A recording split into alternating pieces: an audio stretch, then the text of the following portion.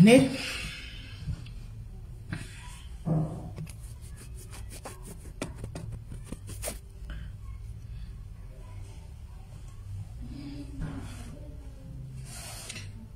Hello guys, itime share live guys, share live mutega vamwe ndakwadziwa nenyuzi dzandatumigwa pana pavideo we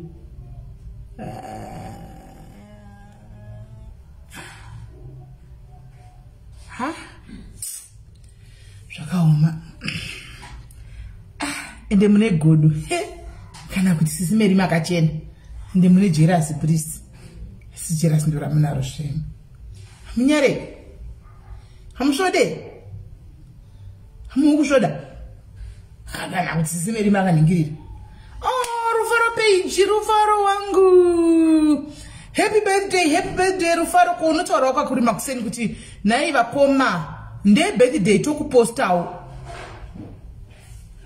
shuwa Petronella Samasi akuva koma iwe zvakaoma ndichadzitaura hangu zvakangooma hazvo guys tegai vamwe mumve maisawo malove nemalikes pana Rufaro page uyo itop fan pano guys muningina wangu mupewo malove nemalikes ari birthday today akura nhasi happy birthday mwari wakuita zvakanaka Rufaro mwari vakuwedzere mwari vakukomborere makore kurarama mwari varopafadze zvishuwo zvemwoyo wako mwari vakudururire vakupe zvese handitika I want you to be happy thank you zvako 10 asi muzotara ndataura muzocheni muzokomenda ndataura were miwo futi right guys ite mchitega vamwe kwai ndakakuzonoda mazoni makaladi maputi ndokutumira sei naye Rufaro zvinoyana mira ndichapa vari kuuya kuUK kune takati tine vaUK vari kuuya kuHaiti ndichakumbira chero chigubhu 1 zvacho ndivangokutakurira ndichavakumbira undifungidze kana tava padhuze kuenda kuHaiti ndo unondifungidzira ndava kuenda kudhuze kuenda kuHaiti ndovakumbira kuti vatakure chigubhu chero vakakuta kubvuma takura boxiball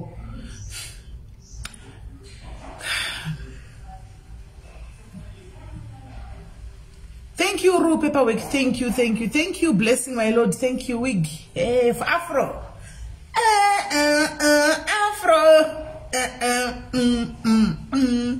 Vanodzida Afro munongo ndibata. Varikuda wig Afro. Hands should always washing newetenga yako. Afro, Afro kai 100% Mongolian. 100% Mongolian, my guy, 100% my guy, 100% my guy. Washingi ndakakuudza kudhara, washingi unozvitiza, ndakakutaurira ukarega mvunza vanhu vari kuzora varimo vakatika mucomment section kuti skin has improved ndakamirira hangu kuti vachadzoka vachinipawo maresults vega but ndisofa ndine 4 vakaiva vachiti SIS MELLY aiwa tiri kusvora panguva iyo idiki aiwa tiri kuona pundutso ndakamirirawo vamwe kuwawo feedback handitika ndikamirirawo kuonawo vamwe saka guys itai muchitega vamwe nonzi wigi yangu kwini wobva wada kundiexposa pane vanhu here kuti wigi ndeyako kwana iwe right guys itai thank you 7 itai guys muchideedza vamwe muchishare live itai muchideedza vamwe nhasi paFriday tokunakirwa I hope munaro grass handitika I hope mune grass hanzawo machiziti munouya kuseri tuli you come to my WhatsApp vese vari kuda wig afroids veHaiti marangarigwa vari kuenda kuHaiti vese vanhu vari kuenda kuHaiti pane mawig amaisigwa nespecial price ma 100% futi vanhu vatengesi mawig zvamafeki zvavo vanongotengesa iwo mafudzi maoriginal ayo Anmona mapiwa mawigi mabvisigwa discount ukapiwa mawigi evanhu Haiti people chete ndo vaisigwa chi discount saka grab the chance chigrab chance ndotoidawo senge neka fringe ya ndotoidawo kuita unge kamchaina iyo iya antimaona zakatoti dzakachipa dzadzi 100% ndotoita kuaina kudi Tuli thank you Hans you look like Diana Rose sure here aiwa thank you kana thank you rudo mushongo zviri sei guys tegai mabroin tida kurumza kufamba nebunasi Friday upenyu chakanyuka zviri sei I hope guys makabata mabhodhoro enyu cheers naika cheers azikuita Mara Brown naiwe kunoda nifananzirana Mara Brown ingoti SIS MELLY kuita SIS MELLY SIS MELLY ndebvamaita SIS MELLY kudai unonifananzana nemunhu unoti ndingafarira kuti ndafananzana Mara Brown unoita nezvei maidoidoi muri sei handi kuda mafuta farai uyai ku WhatsApp nai mafuta atisikumira guys atisikumira Atis kumira, guys. We are not stopping. Atis kumira. Don't say sonar kuteiwa. And it murukone.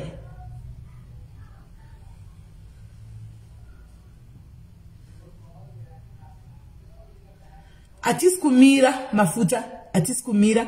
Right? Atis kumira. Manoda ma ingredients. Aripo. Ma ingredients. Unta sama ingredients. Aripo.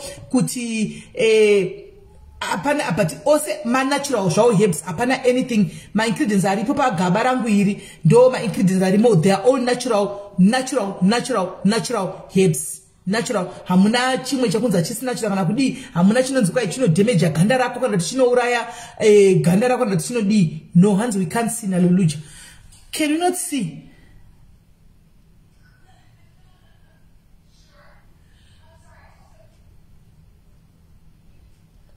Right.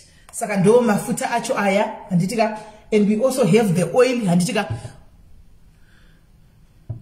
You also have the oil as well anditika. So combination yacho bomba maiwana. Combination ukatenga chako bomba chari kubomba. Bomba paskini combination. Bomba paskini. Saka kana ushida asitoma wana say mukango yafuse ndo ndinoko tumira wanu vanaruna kipta varuko tenga everyday nishingo posta.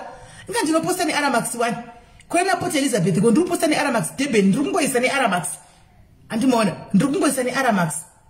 Ukangosiya ma natural herbs washingi ma natural herbs saka ukangosiya unongodzokera pane zvauri izvo zvinhasi.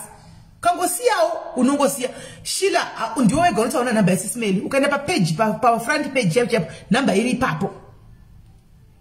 ipapo hanza zvisikuoneka. Mawigi ariko ose Lucinda nezona ndakaposta pa uyu pangu takatengesa zvisingaiti pa status pangu mafuta anonzi MELLY. Yes, Beatrice, exactly. Male for Melly. Mafuta ndobika ndoge. Handa kubika ndoge. Ndobika kandoga. Handobika ndoge. Ndobika kandoga.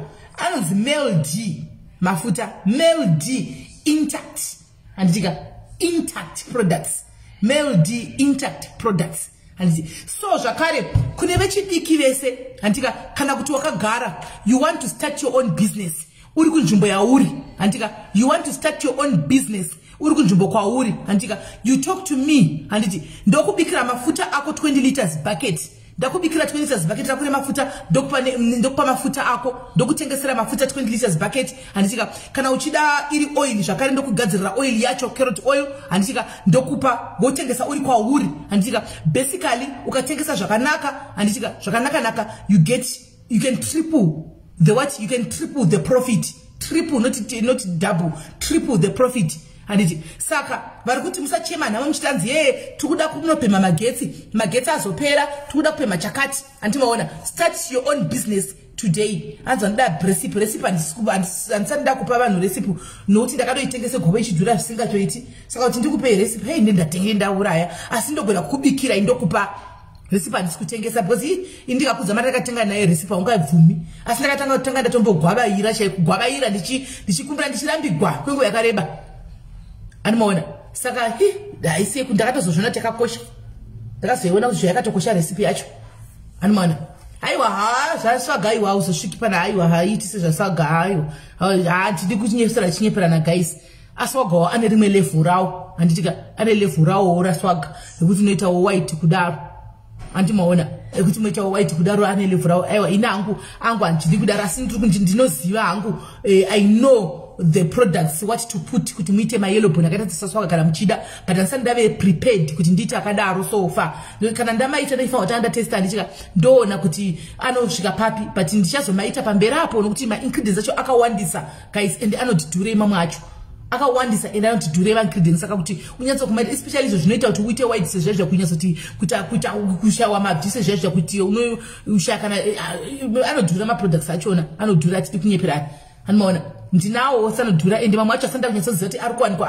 ari pa recipe andinayo yeningi because munhu akanitengesera marecipe ezvese guys mamoisturizer ndinotobika hanimaona mamoisturizer ndinotobika mahair food ndinotobika uyu zvese ndinotobika munhu akandidzidzisa kubika mafuta ndiye anobika ndinotaurisa zvakawanda ura tichega tisane nazvo ndingazotaura zvakawanda zvingazoita kuti vamwe vanhu vacho vapinde regai tingosiya zvakadaro asi ndikataura motozoziva kuti oh dhira chikuzi rine tumwe rine mamwe maselebhe muno meSA ari mugame iroro anomaona saka resi pandichapi munhu ndingazotaurisa asi kune vanenge vachidi nonta mukandla ndeipi vanenge vachida kuhodha kwandiri mafuta ndokubikira inini I give you mafuta inini nokuti ukangoita mistake yekuti waisa ndakupa maybe wawana wajuma kunotengesa products wabika wakanganisa kuisa measurements evanhu hazvizobuda zvakanaka. Saka you have to be very and the bleaching is very dangerous. Go and tell your grandma that isusu wana grandma isusu we are okay.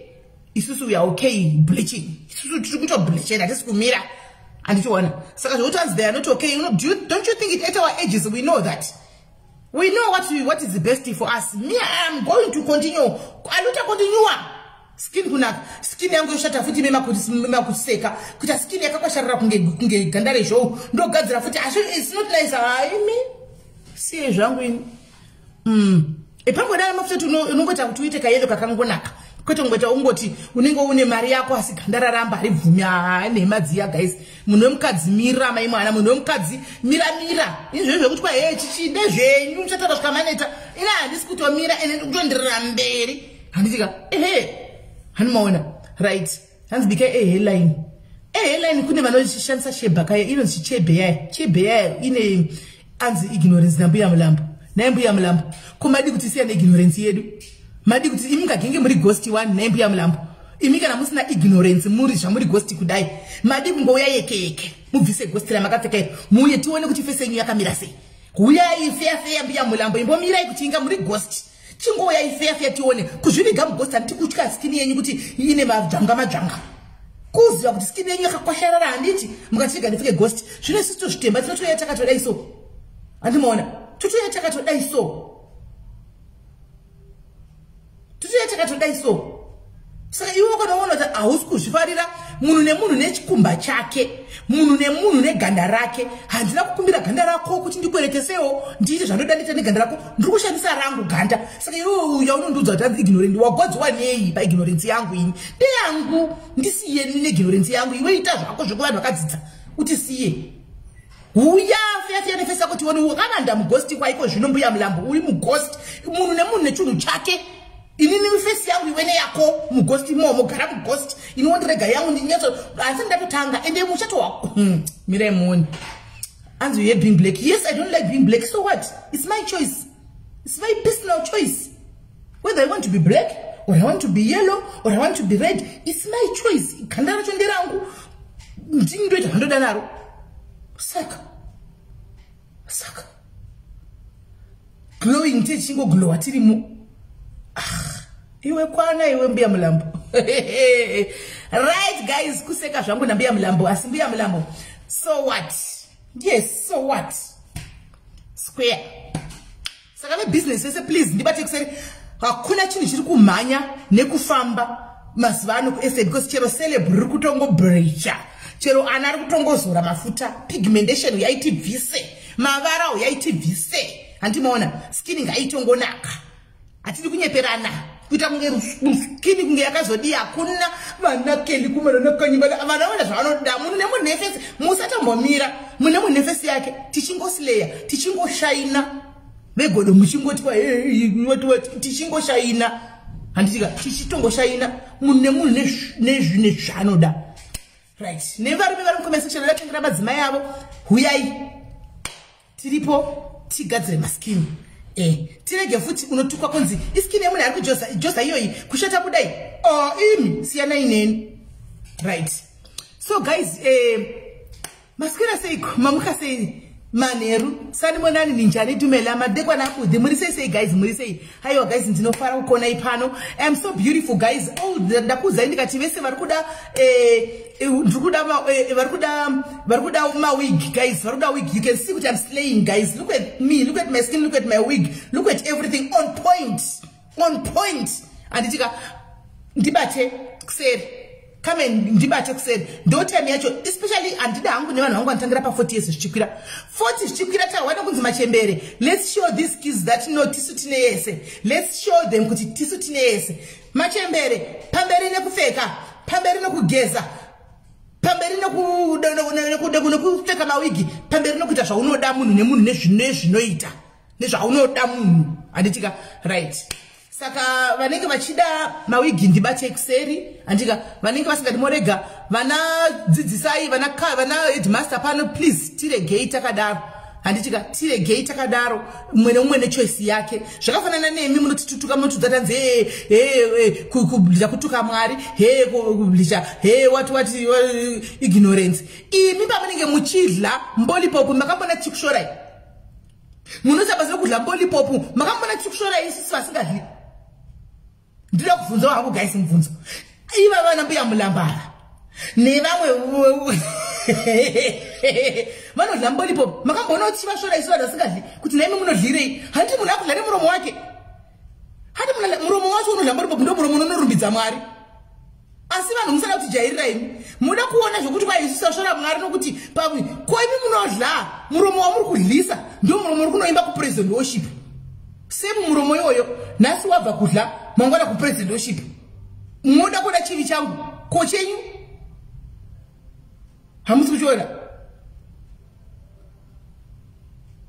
chenyu hamusi kuchiona asi guys ivi guys musadaro imi muromo wadla wabva kuita blowjob mangwana kukunda kunoimba kupresident worship uyaka leka iri richapindwa nevaviri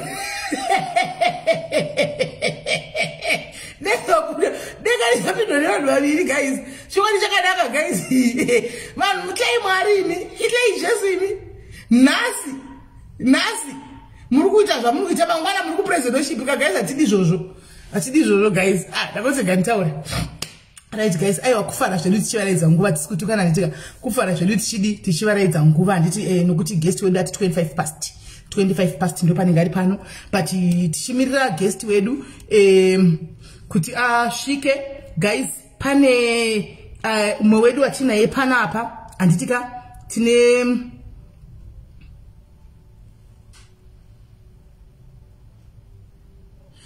umwe wedu watinaye pana apa munhu ari kugara zvake kudiaspora handitika but ari kulauncha bhuku rake muJoburg handitika ari kulauncha bhuku rake kuJoburg nemusi weSaturday handiti Saturday ari kulauncha bhuku rake kuJoburg saka handitika kutanga na6 kusvika na9 manheru handitika saka ari kuitira kunonzi ku 4 ways gardens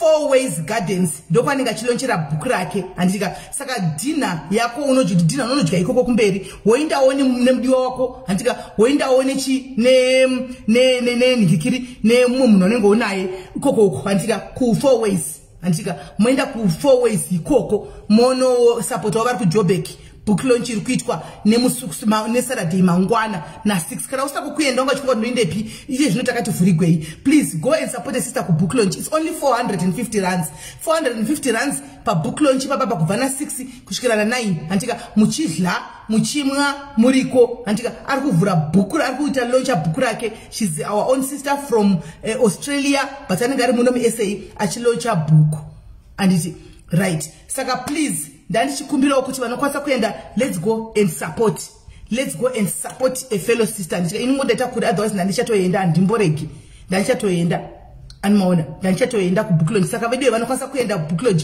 ndikukurudzirawo kuti muende kubook launch ndibate kuseni ndikupe madetails ekuti munofamba sei handika ndibate ndokupai madetails ekuti muri kuenda papi vanogara mu4 ways kwaita mafaro ku4 ways mangwana munogona kunda vanofara muri kwekoko muri indoors zvirirani pane kufara kunze kumchitikwa nemota sad news dzandareceiver guys munovaziva mukoma semu handiti vaya venhunzi vekunzi vakuya pana pachidliwa nenhunzi vaya mavaziva mukoma semu vaya mufunge ndareceiver a fellow sister is no name ndizivi kuti ungazoda ndezokuza zvonesa ndisesitare munhu pachena asina kuti ndise Petronella but ukauya kuseri I'm free to give you the flyer ukauya kuseri I'm very free to give you the flyer handitika so she's a sister from mudiaries wedu but ari based ku Australia but ari kuya kuzolauncha bhuku rake muchete munomu handiona right saka guys mavaziva ndichi mukoma semu vekudliwa nenhunzi vaya venyaya yekunetsa panapa mufunge ndarwadziwa ndichinza kuti vakashayika muna July imo mufunge handitika tinongoti mweya wavo ngauurare musororo mweya wavo ngaurare musororo. Antimashona. So mukoma vaya Roslyn Shuro supports manje. Roslyn Shuro supports most of the functions. So sometimes Roslyn next time kana kuita launch dzako dzekutengesa mafuta, please tell me so that we advertise as well. People must come and also support you. Must support you. Hama yangu akaoma unosupporta zvisingaite. So people must also retain the favor and tiwaona because zvaunoita zvakakura haushoti. How sure as much as negotiate kuita interact nevanhu uchita socialize but uchita networking but support yako yakakosha zvisingaiti andiona saka ndanzaranzi vakashaika mufunge muna July months vari kunze kweroad mota kubuda munoziva mweya yechina iriko guys mweya yechina iriko mweya yechina ikabvira yakusunga yakutenderera ka guys unokuvara zvachose mufunge hanzi vakamira kuside kweroad mota kubuda muroad kuenda kunovarova kubva vafira passport ipapo mota kubuda muroad kunangana naivo mufunge kuenda kunovatsika mota kumusha kwavo kumufunge ndopona kuti mweya wechina mweya iriko inoteverera singadi chakanaka baba vaya vanambovhera wawana rufaro baba vaya vanambowana rufaro honai pavakagara honai pavaigara honai life yavairarama vati vakura honai mai vavo voroya voiswa nhunzi dzaingofamba dzichingovadya vodii vosvika pakungofa mufiro wekuti mota inobuda murodhi yovananga kunda kunovatsika nemotikari kana ndimiwo asikana ndopona kuti mweya yechina iriko guys ndogara chikuza kuti let's stay in prayers ngatigarei paminamato ngatigarei pamberi paJehovha ngatigarei pamberi paMwari anditi mazvona ngatigarei pamberi paMwari nokuti mweya yechina iriko inoteverera izvozvo uchifamba kudai kunga kwaita nhasi kune munhu asingatodi kana asingatofari kuti wamukirei anda kukona wakafa variko vana Satani vakatodaro saka the only way we can defeat these devils is by staying in prayer kugara tichi pamberi paMwari kugara tichiziva Mwari kugara tichitaura naye musiku zvakakosha mufunge antimaona saka ngatidzokerei pamberi paMwari vedu we andarwadziwa zvokuti mufunge kuti chokwadi baba ndafunga mozati naiso funga life yavo kuti baba history yavaitaura pano havana kana kumbobvira vakafara havana kuwana rufaro mufunge havana vakangokura life kungotambura vakura futi vongotambura vapedza zvivongopuwa zvigwere chokunzi vanodliwa nemagreen bomb atinenge tisingaoni isu anongoonekwa naivo voga vosvika pakungonotsikwa futi nemotikari kubuda here murodhi kunotsika munhu ari kunze mufunge asikana ndarwadziwa but anyway Mwari vakataura maybe right now he's resting he's at a better place right now pane zvavanga vari munomu maybe vatori panzvimbo iri nani saka tinongoti mweya wavo ngaurambe nemhuri yacho iyoyo yekwana mukoma semu nyaradzwai naMwari panguva ino andi tichongonamatawo nemi kuti nyaradzwai naMwari inzira yedu tese kufa it's not easy but inzira yedu tese right saka nyaya yekutanga ndichauya nayo panapa guys ndandauya neimwe nyaya yangu but pane mwana adisturba nyaya iyi saka achipedza kupinda nenyaya yake iyo iyana maona iyi ndichange ndakutongotavhurira tongoita mvenge pane nyaya dzakawanda dzafonwa nevanhu kuti sisimeni nyaya yakati ndikatana kuti iyi hazviite kustika kuwani nyaya because unoita malife 5 zviri nani kuti angopinda paone life kantika kwakungoti mvenge vanhu vongofona zviri pamwe chete ichero nevanozotsvagawo nyaya topic vangozati nyaya iri patopic yakanzi mvenge uyu akapedza uyu ari kurara hake nani ari kuzvivatira hake nabhosi wake andimaona akapedza hake nyaya yake kuvata hake nabhosi wake asi murume uri kumusha antika tozopinda pamvenge apa tofamba nebhora tokurumidza tinde kwava Mugabe ende pane nyaya izvi ndaita mvenge because panotoriwo nedzimwe nyayawo dzandisingahwisisiwo youmwe auya achitaurawo nyaya yakewo achakuudzai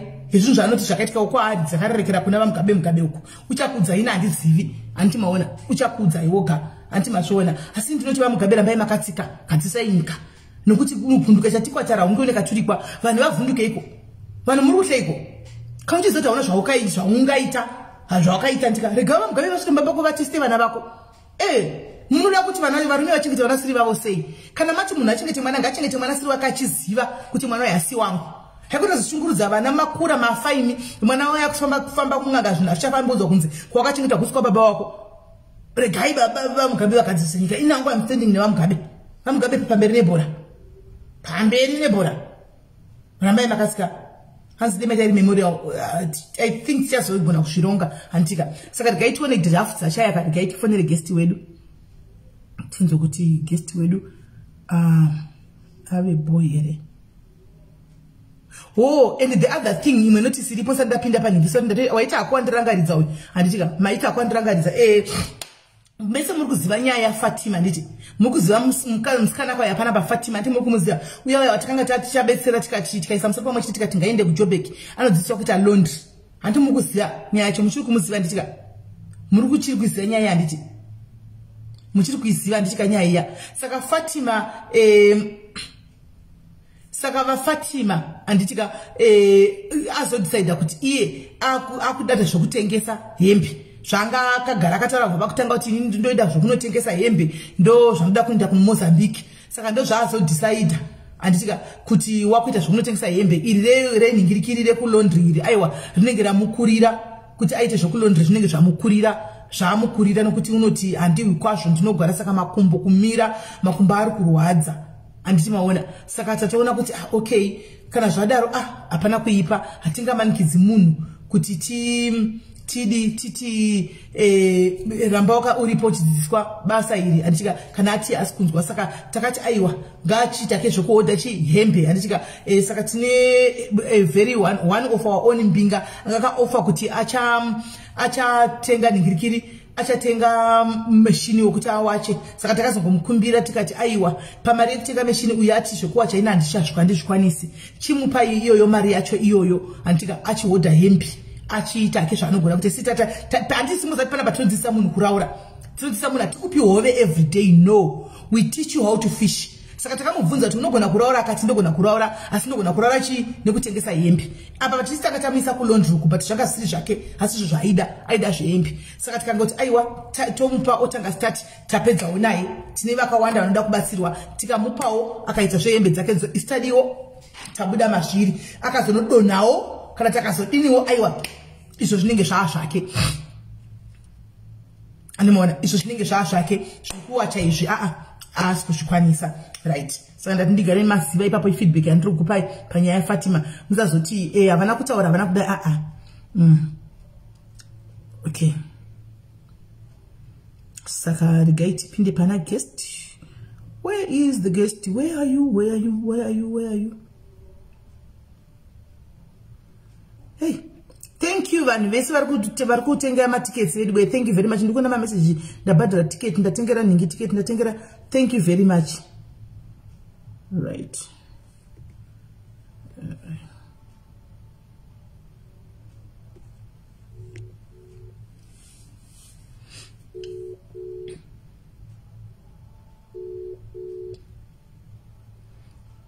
Namba yangu iri pa front page. Ukaenda pa front ye page, namba yangu iripo ipapo.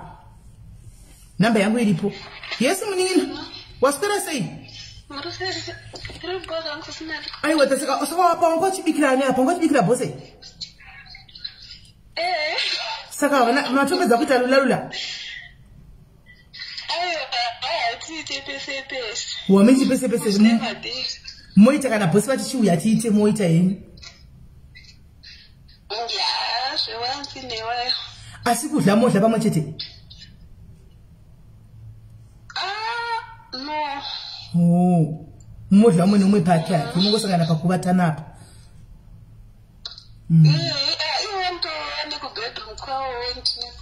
Saka mozomukira na siku moinda.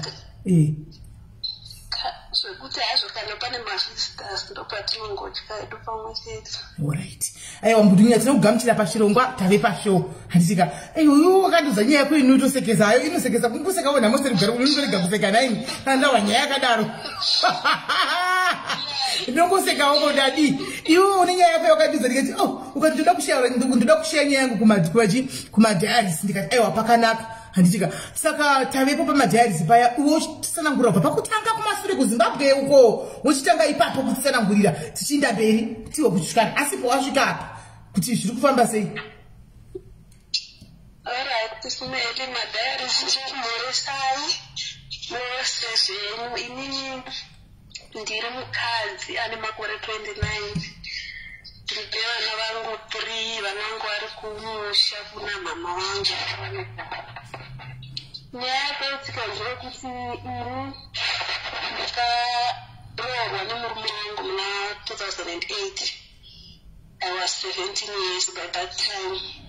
So ndaroorwa nemurume uyu mama wangu havana kufara nazvo because vaida kuti ndiende kuchikoro ndaitogona kuchikoro. Saka mungozva semusikanzwa ivana ndobva ndadana nemukomana. Saka mukomana wekubuda kwavo vachipinda chechipostori yaiya inenge zvakagwanda.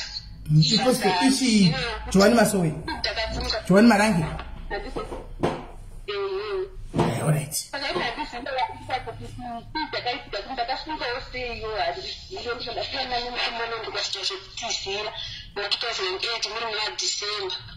Saka ndatizira papa namwangu ndobva vauya vachiti kuya kwadandatizira ndokwakauya vakati chindoda mwana wangu ndoda taende kuchikoro ini kutohanda mumba kuti vasandione vakazongonziweni vamwe vataita ana mbuya vekowandandawanipo ndovakazongodzora vakati ashaite kuti mwana mutore atoita 2 days ari kunokomuka mutora mukaenda naye ane nhumbu muzodii.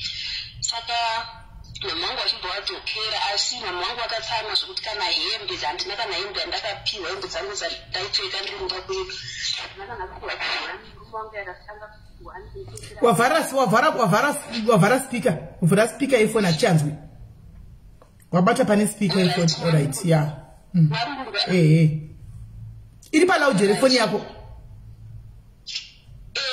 bvisa paloud speaker.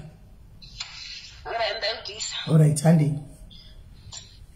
Saka tadero paya murume wangu akazoenda akakudzisa mari chibva chagara nemurume wangu yava 2009 ndakazoita nhumbi mwana wangu muna March ndikapona mwana wangu wekutanga muna November 2009 iyeye tichibva tagara. Saka murume wangu panguva iyi anga asingashandi zvezvekuti munhu andoya nebasa aingoitawo zvemabasa ekungotsvagawo zvengu. Mamuri vakadzi vangani apa? Ndandiri 1. Vamwe vakasati vauya? Ndandiri 1 panguva iyoyo. Saka ndaita mwana wangu wekutanga chibva ndaita nhumbu yemwana wechi2. Mwana wangu yanga asati amboita 2 years mwana wangu wekutanga. Ndobva ndatoita nhumbu yechi2 because panga pasingambonzi kana family planning yaunoshandisa kana chipa nepasina munenge muchitongovata zvakadero handimoona. Saka ndakabva ndakasira kuita nhumbu futi mwana wangu asinganamboita 2 years. Ndaita nhumbu iyaye ndobva saka nguva zhinji murume wangu ainge ari kuHarare ini ndiri kumusha. kuHarare ndaienda hangu zvekuti pamwegona kuenda woita mwedzi 1 wodzoka kumusha. Saka tidero ndine nhumbi mwana wangu uyo yange ane like 2 months ndobva murume wangu auya kubva kuHarare. Saka auya kubva kuHarare akauya akarongedza hembe dzake dzese mablankets everything zvake zvese zvaanganazo kuHarare. Akati aina ndichade kudii kushanda kuHarare ndakuda hangu kuita zvekurima kuno kumusha. Saka ndakatondishamisa ndikati munhu ine mbiro anoda kugara kuHarare kuti akuda kugara kumusha zvaita sei. Ndobva auya ndobva atogara. Saka agara akangoita 1 week. Pane kwataida kuenda kumusangano wechechi. Saka tibva taenda kuchechi kuya taenda kuchechi ndipo takasvika tikanzwa nevamwe mbuya mukadzi wehanzvadzi yavamwene wangu akati kumba kwedu kune mukadzi akauya kumba kwedu atowane 3 days auya kumba kwedu. Mukadzi akuti akabva kuHarare. Saka kubva kwaakaita kuHarare mukadzi ane nhumbu yatokura yakuda kutondozvarwa. Saka mukadzi ndiri kufunga kuti pamwe aita sei atotizira murume wangu asikuda kutaura chokwadi kozi mbuya vaigarawo neamwene wavo kumba kwavo. Saka vakatoti iye mukadzi nyepa kuti ihama asi inini zvazvandakarorwa mukadzi uya sandambodii ndambomuona. Saka ndiri kutofunga kuti pamwe atisira murume wangu. Tikati asi kana uri kuti atisira murume wenyu uchazongozvinza kozi sekuru vanouya weekend. Saka taita musangano wechechi uya waitanga neThursday ukapera neMonday. Tichibva tadzokera kumba ndipo takatosvika kumba tikutonzwa kune vamwe vanga kozi atozvarangwa ngano vakadzi 3. Tasvika kumba kune nyaya ndikutonzwa chitonzi mukadzi uya ari kunzi akatizira ari kwana mbuya uko atizira murume wangu. Kasi saka nyaya iyo ndobva yataurwa murume wangu yakuramba achanzi nhumbu iyo handomboiziva ari kutonyepa munhu iyeye chichi zvachinzi zvikati zvanondobva ati akana achinyepa ngaatienda anotorwa kupi kwana mbuya paari kwacho auye. Kana auya pano tochitaura nyaya yacho iye aripo tonzwa usaidi rake renyaya. Ndobva mukadzi uya enda unotorwa akauyiwa naye akasvika akabvunzwa mukadzi uyu akataura zvese kutaura zvekutoratidza kuti vanhu avaitodanana kwenguva yakareba. Pandiri kutoona nhumbu yachona yatokura zvekukura apa munhu uya muhombe kwandiri akatoenzana nemurume wangu uya makore handinoona. Saka adero papa murume wangu ndobvaramba achiramba achiti nhumbu handizive. Uya mukadzi akati oraiti iwe kana uchida kuti ndidzokereyo chibvisa chii nhumbu yachona ndidzokera kumba kwedu ndodzokera. ndobva nyaya yanetsa kusvika akazongoramba vachingomuconvinsa kusvika abvuma murume wangu uyoyo mukadzi iye ndobva agara. Saka ini zvakandirwadza ndikati saka munhu yakuenda kunorora mumukadzi aenda kunorora mumukadzi akutora futi munhu muhombe kwandiri sei. Ndobva pandaita sei saka ndakuchitya kuna mama wangu kuti mama wangu ndakadisappointa nekutizira kwandakaita kuvasingazvide kuti ndirore kune vanhu vemapostori aya plus now ndochidzokera ndichiti murume wangu adi arora mumwe mukadzi vanonditipa wakaenda kokwangu usingazvizivi here ndoita sei. Ndobva ndangorwadziwa ndega ndikati ameni rega ndigare ndione kuti zvichadii. Mukadzi uyo akangogara akauya muri muna April kupera kwaMay achibva atozvara mwana wake. Azvara mwana wake ndobva tagara saka inini ndobva ndavaka pasaidi. Saka pakambanga pangovakwa imba 1 ndichibva ndabva ini ndikaenda kunogara pamba pangu. Uya mukadzi mudiki webva asara achigara kumba kunana vamwene nemurume. Saka murume akabva achizodzokera manje kuHarare. Alright. Saka paingoda kuwana kusiya munhu wake pamusha. Akabva kuHarare achiita kutiza achitiza munhu uya manje kuzi munhu uya anga kumpa pressure yekuti ndakuuya kupi kuzogara kumba kwenyu. Apa murume wangu aigara nabhudhi wake ndovane imba iri kuHarare kwavaigara. Saka yanga akutya kuti munhu uya akauya manje iye anogona kusonesana nani nabhudhi vake vakamudzinga pamba kuti vakutoita zvekutsvaga vamwe vakadzi panapa kuti uye ugare nawo panapa sei. Saka iye aitotiza kuHarare. Saka mukadzi uyu akabva azeta kumutevera akabva abva kumba kwake kwaagara kuHarare taenda kuna nabamukuru. Nabamukuru ndo akasomupa madirections achibva auya kupi kumusha. Saka asvika kumusha mongoziva kumusha kuti vanhu munenge muchingozivana kuti avanenge vanogara apa avanogara apa. Saka akasvikira pamashops achibva abvunza munhu umwe munhu anga ane shopu pamashops paya ndobva audziwa amutsanangurira nyaya yake. Ndobva akachinzi saka iwe kuti uchinange straight kumba kuno kwemurume uyu hazviti chienda pana mbuya vake ndeapa. Saka mukadzi ndokuenda kwakaita kumba pana mbuya. Saka tagara paya akapona mwana wake muri muna May. Apana mwana wake muri muna May ndobva tagara nini ndangoti inini kana problem andasangana nayo kazvaindiremera kuti ndinodzi mama wangu kuti mama ndasangana problem akadai. Saka ndaingonyarara chingoti tongozvipedza tiri kumba kwedu nenyaya yekuti futi pakabvaita challenge yekuti munhu anga ari munhu mukuru kwandiri anga akatombobva kune imwe marriage. Saka anga takatosiyana nekure plus ndandiri mwana ana patime iyoyo ndasina kana 20 years andimona iye munhu uyu atori kuma 25 26. Saka tagara kudero tova muna 2012 muna February. Mukadzi uyoyo saka ista ndaingomva vanhu vachingutaura vachiti vanhu pamba penyu vanobata vanoroya chichi kubvira vana navamwene vangu vaya. Saka niniwo hangu handina kumbobvira ndambowirirana nevanhu vaya vaitaura kuti vana munenyu vanoroya. Ndaingoti vanhu hamene kuti vanhu vanenge vachivavengireyo kana kuti ndawazva panonyanya kufiwa pamba. Saka ndaingoti nyaya yekufiwa inyaya yekuti vanhu havaende kupi kuchipatara saka vana vachingofa. Saka tagara paya muna 2012 muna February murume wangu akauya kubva kuHarare. Abva kuHarare ndobva atouya kumba kwauya kuzorara kumba uku kwanda ndichigara kwangu. Mukadzi mwoyo anga ari kumba kwana mama. Saka auya takatorara usiku takangonzwa saundi yechinhu chaichema pamusoro pemba kudai dzimba dzakapfurirwa neuswa dzedze. Saka ndobva toti kuti chiri kuita noise pamusoro pemba ndobva tingatibude titarise. Satabuda takaona pakagara chunhu pamusoro pemba zvinhu zvakaita like chishuro so asi chiri chihombe chakakura kudarika shuro. Ndobva atochipotsera nezvitina baba chimchechibva chatodonha pasi. Ndobva atochirovarova nematombo paya chikafa chinhu chiye chatibva tarara akati atisiye vatozochiona makusekana kwachena kuti chinhu imhuka rudzi. Saka tamuka makuseni ndobva atarisa zvinhu tatoona zvinhu chiye chiripo hapana kana akambokwanisa kuziva kuti imhuka rudzi. Saka tadero ndokataka chinhu chacho chakazongopiswawo tibva tagara. Saka tagara kudero mainini vaya. Saka murume asvikira kwauri wewe asvikira kwauri iwe toti akasvikira kwauri musokutanga musechituwa akazondere kuna mainina anga asingaende nenyaya yekuti kumba kwana mainini plus Annayo papa excuse yekuti ini ndine mwana chichi mwana wangu achiri kudiki handidi zvekuita nhumbu mwana wangu ari kudiki chichi anoona. Vairamba kwarani murume. Angasi. Plus kumba kwana mama kuya imba vaigara nevamwe ana mainini muimba iyoyo mu1 room vachingosheya. Saka kumba kwana mama kwangu kusina pekuti anoenda vachinovata vese ukoko.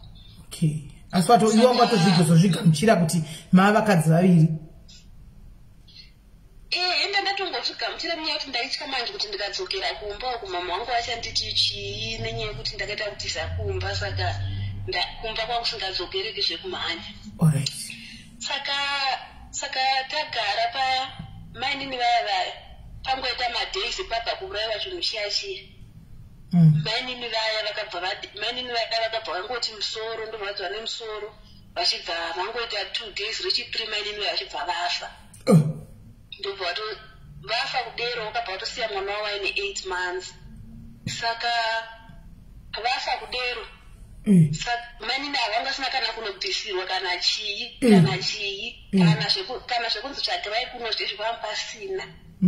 Vasaka vadero ndo pakazotumwa vamwe sekuru vakaenda kumusha kwamainini kuya apa mainini vaya vanga vakatoita kuhuriwawo baba vavo havambosivikanwi. Saka vaenda kuya sekuru vaya vakaenda vanonobvisa mari dzekuti tsvagirai kuno dziyedziya nekunotaura kuti munhu aita sei afa. Vaenda sekuru vaya vabva vasvika vakanzi sutoda chimombe 8 dzekuti tikwanise kuuya ukoko apa kwanga kuri kure nakure kumusha kwamainini vaya nekumusha kwedu isusu. Saka vadero vakabva vanzoda mombe 8 kuti tiuye ukoko mombe 8 ne200 US. Sekuru vaya vachibva vadzoka kuzotaura kuti ndozvandaita sezvandaudzwa kwandaenda uko vaudzwa kudero. Samukadzi akavigwa ukoko kumba kwandandakaroorwa koko. Vakazouya vasekuru vakataura kuti kwanzi kuri kudiwa mombe 8 nemari. Saka vanhu ndopo vatanga kubatanidza apa iye murume wangu angasina kana mombe kana 1. Vanhu ndobva vatanga kubatanidza vamwene wangu vakabvisa mombewo 2 vakwacha vachibvisana nasabhuku vakadhoneta mombe vakabvisa kusvika mombe dziya dzakwana nemari yaidiwa. Vanhu vaya ndobva vati toda mari transport ndobva vapuwa mari transport vachibva vauya apa munhu anga ari kumochari. Saka vakati munhu atorwe kumochari kusvika taona mombe dzedu dzacho nemari. Vachibva varatidzwa zvinhu zvavo vachibva vaita zvekuviga munhu vakavigwa. Mwana waya vachibva vamuramba vakati mwana hatiendi naye anonochengetwa nani hakuna munhu anonomuchengeta mwana sarai naye. Vamwene vangu mwana waya achibva asara ndobva asara navamwene vangu. Saka ininiwo vanera andamuita mwana waya angasina kani mungoona zvongoti vana sometimes kana vana vachizvarwa even nababa 1 kana kuti namai 1 vana vanoita kufanana ndoona kana vangasafanana zvese havasi ndoni pane zvimwe zvine zvakati zvakatifananei. Asi mwana ndakamuona akatosiyana haana kana aine anoti mwana yakafanana nevamwe even vemufamily vepamba ipapo hapana. Saka ini ndaingodhara tachikati mwana uyu handimbooni kuti mwana wake uyu pamwe akingochengetesa mwana asiri wake. Asi zvanga zvisinei neni hangu izvozvo ndaingotiwo ndezvakewo kana asiri wake kupfusa kwake ndikuvhura kwake imhosva yakewo. Saka ndozvatagara mukadzi uyaya afa it was 2012. 2013 murume wangu kanga asina kupasa mesi kuchikoro. 2012 13 achibva aenda kunonyorera mesi dzake anyorera mesi dzake 2013. 2014 ndobva awana basa kupolisi kuZimbabwe koko ndobva atoenda kutraining akatopedza training yake muna September 2014 ndobva akutotanga kushanda. Saka atanga kushanda kudero ndobva takabva tatorega kugara kumusha ndobva takutogara kunzvimbo kwaanganzi ndokwanoshandira ndobva takutogara tese koko zvinhu handobva zvatomboita sekuti zvinhu zvavanani tikatovakawo kumusha tikapedza tikagara tagara zvakanaka kudero. Ndakabva ndachizoita nhumbi yemwana wechi3 zvinhu zvangu zvakatorongeka SIS MELLY takagara zvakanaka. Hapana kuzeya umwe mukadzi. inini ndimafungira angu akazouya ndimafungira angu munyaya yedambudziko ranga ambosangana naro pamashure ndakati ase munhu unofungawo handifunga kuti achadzokorora zvekutora mukadzi saka ndane nhumbi mwana wangu wechi3 uyu ndofa ndati inini aindoenda kunoponera kupi kumusha sinzi kunoku kusina kana munhu andoziva apa hatiendi kuchipatara saka zvirina ndiende kupi kumusha kuna naamweni wangu ndobva ndarongedza ndikaenda kumusha ndaenda kumusha kana musingaendi kuchipatara muri mapostori imimi munozvara papaya saka zvese zvinoitwa nanambuya munozvakusana nambuya kumusha uko zvinotoitwa nanambuya vavo zvese saka ndaenda kumusha SIS MELLY ndakangoita 2 weeks murume wangu achibva auyawo kumusha handiti saka auya kumusha pamba patailoja paya imba dzemba vanga vakafa vakasiya vana vavo vasikana vanavo vaya neni tantakangoenzana saka tanditongoita like masamwari handimona saka ndipo ndakatona mwana watatoti ndiye landlord wedu ipapapo ndobva atondifonera akati nditi naye vasikana muri kuziva kuti murume wenyu akauya nemukadzi uyu tikati mukadzi zvikanzi munda menyu mutori nemukadzi ari kutobika uyu asi murume wenyu izvezvi apa ndizoti ariti ndikati ari kuno hana kana kumbozvitaura zvikanzi munotova nemukadzi atorimo saka ndakarwadziwa SIS MELLY ndikachitaiva kuti ndoita sei ndaderi pepa ndipo ndakati ndoita sei apa iye apapo anga atova 2 days auya kumba hana kana kundiudza saka itoti ari kudzokera rini following day saka ndikati zano ndiripi ndofa ndati mari apa ndasina mari ndikati rega nditaure namama wangu asi handivauze kuti inyaya yei rega ndikuudza ndikuda mari ndite sei nditoenda naye mangwana ye kana ndichinozarira mwana wangu kundisamuzvarira koko zvine zvandiwana ndiri ikoko ndofa ndafonera mama wangu ndikati mama ndipewo mari $25 ndozokusendera mari ndoda kuenda mangwana nemurume wangu ndozokusendera ikana ndaita sei ndasvika tadero paya mama wangu ndobva ati hamanzike zvinoona pane time mari yacho inouya nani ikoko ndikati isiyei pamashops pandakarairira shopu yandakati vanosiya mari iyai ndobva vaenda vanosiya mari iyai ini murume wangu uye pakumanheri pandamubvunza kuti ko iwe nyaya yandiri kunzwa zvikunzi wakaenda nemukadzi ukoko ichokwadi here zvikachinzi hai nhema dzavo ndikati kuva chokwadi kana kuva nhema zvadzo hamheno asi mangwana tiri kuita sei tiri kuenda tese saka tichienda tese kupi ndikati kwatogara tiri kuenda tese saka mari yacho unayo ndikati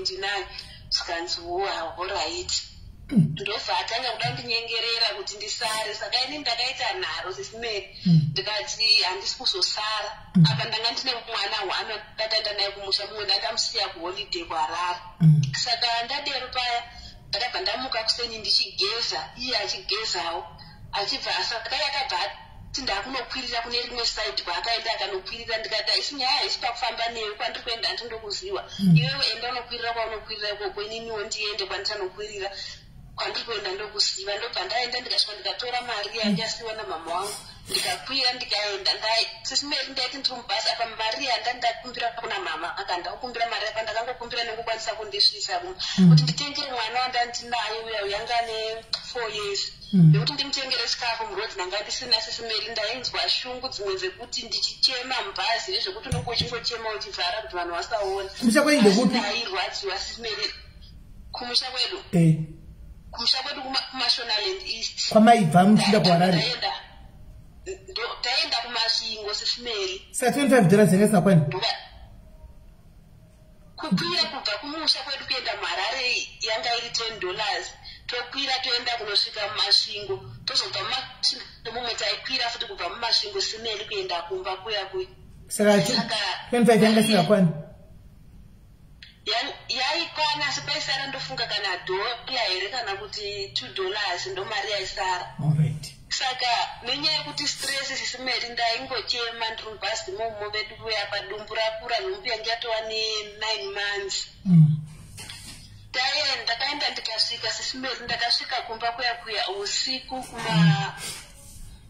kwakoti vafunga kuma2 ndichisvika pamba kozi mota yandakatozokwira vakatoti hatotokusiyirai pamba kozi tikakusiyirai kurodhi munobatwa nematsotsi vakaenda vanondisiya pagedhi ndikasvika kusvika kufura kuwana munhu akarara pamubhedha wangu sisimberi munhu akatozvirarira akarara zvake mumba muya ndakarwadziwa sisimeri asi kuti ndinesane naye ndikafunga ndikadaonesana naye papa pane nhumbu anogona kutondikurira akandikuvadza ndofanira kungotarika ndikunde mhedzo ndinyarara ndakangosvika ndikasvikirira pamubhedha ndikazvirarira ndikanyarara ava mangwana saka mwana apa inini mwana ndaifanira kunge ndadarika ndichitora mwana anga ari kuharare uya ndichienda naye kupi uko kuitira kuchikoro ndakamusiya mwana iyeye ndobva ndanyorera dhedhi wacho meseji ndikati udarika uchitora mwana handina kumutora saka dhedhi wacho akabva aenda nene kuharare ndobva arara kuharare the following day ndopakazouya nemwana akasvika asvika chii saka akutodza mukadzi wake svikadza ndomai guru wako iwe ava ndomai nini awa shishi handinambozvidaira sisimeni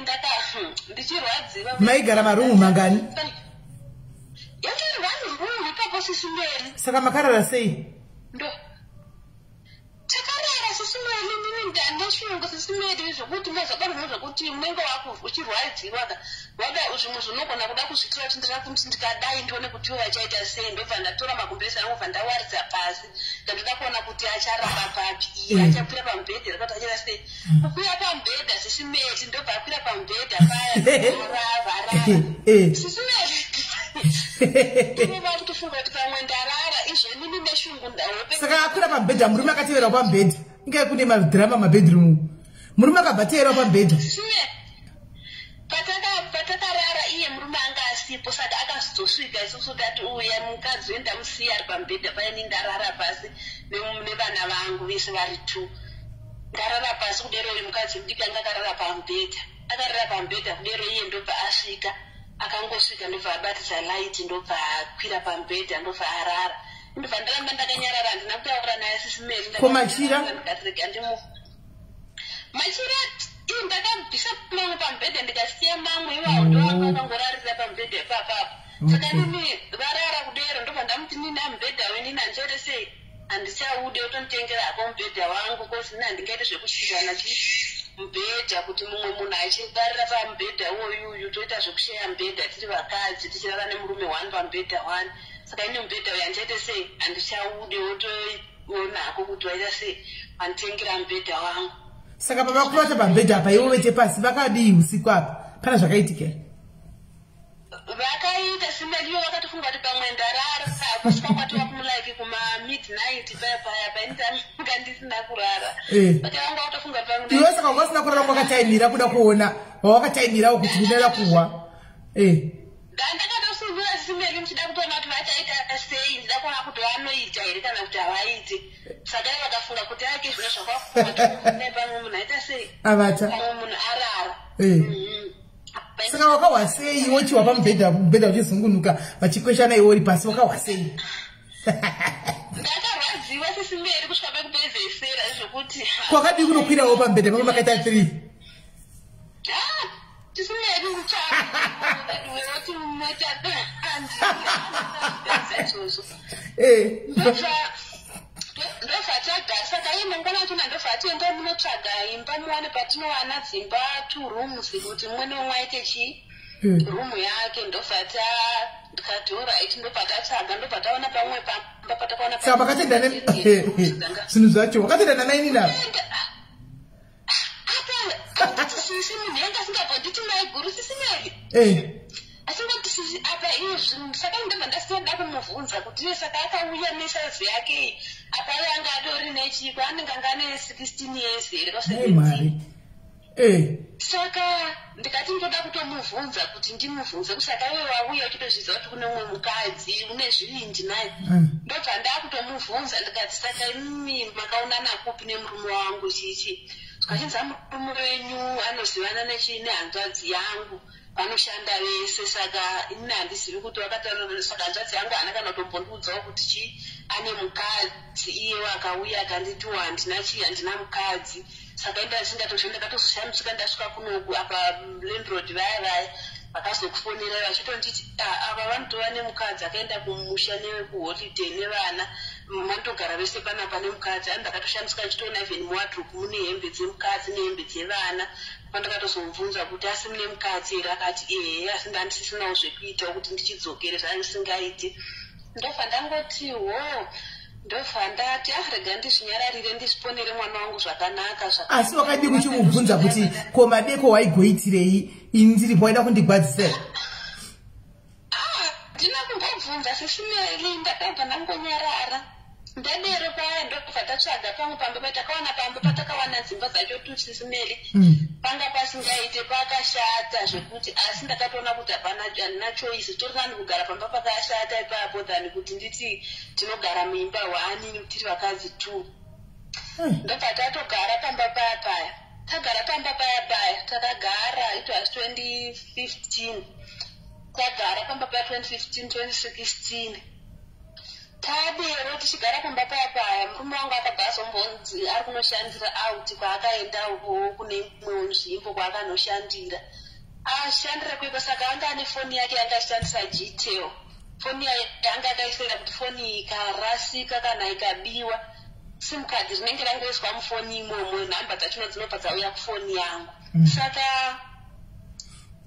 aenda kweko yakasvika ndobva anonyenga mumwe munhu ukokoko aitotengesa mune rimwe bhawawo ikokoko kwaanga achishandira kuya anyenga munhu uya ndobva wadanana ndobva atomupa foni iyayo nelaini rake rimwe daaishandisa reteleseo saka paakazouya kumba iri weekend akauya kumba ndikuona munhu akauya ane chifoni chindorindori SIS-MELLY chindorindori ndochiichi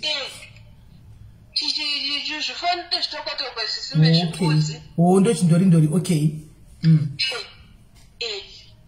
ndotomuti ako foni yako iripi zvanzi foni yangu yakaita sei yakarasika ndikati ko rimwe laini zvikachinzi laini rangu ndakarisiya panapa izvo laini riya pane munhu anga ambondifonera ndanda kutongomubvunza munhu uya waakapa uya laini riya akatomboifona pafoni yangu nemistake aibva akata ndobva ndazomusendera mameseji ndichimubvunza kuti ndiwani ndobva andiudza zita rechirume kuti ndini Naisoni ani rechirume saka ndobva saka murume wangu vanepera foni yakabiwa tichindikati alright ndobva tagara saka ndakatozozona kuti munhu uyu ane munhu ari kudanana naye tatogara saka ndichizama kumusura ndichimuti uchadero zvauri kuita ona chichiapapa kunatsochengeta mhuri dzakanga asachengete zvakanaka hameno zvaanga kungoita saka adanana nemunhu wakadanana magesi ake kuti ashandire ikoko kwaaishandira kuya achibva akwana ndobva adzoka kumba anga akugona kunyepa kuti pane vanhu handiti kune zvevanhu vemabhucha vanhu vanoti vakatenga mombe handiti vanofanira kutenga voiurayira ikoko handitoya nenyama kubhucha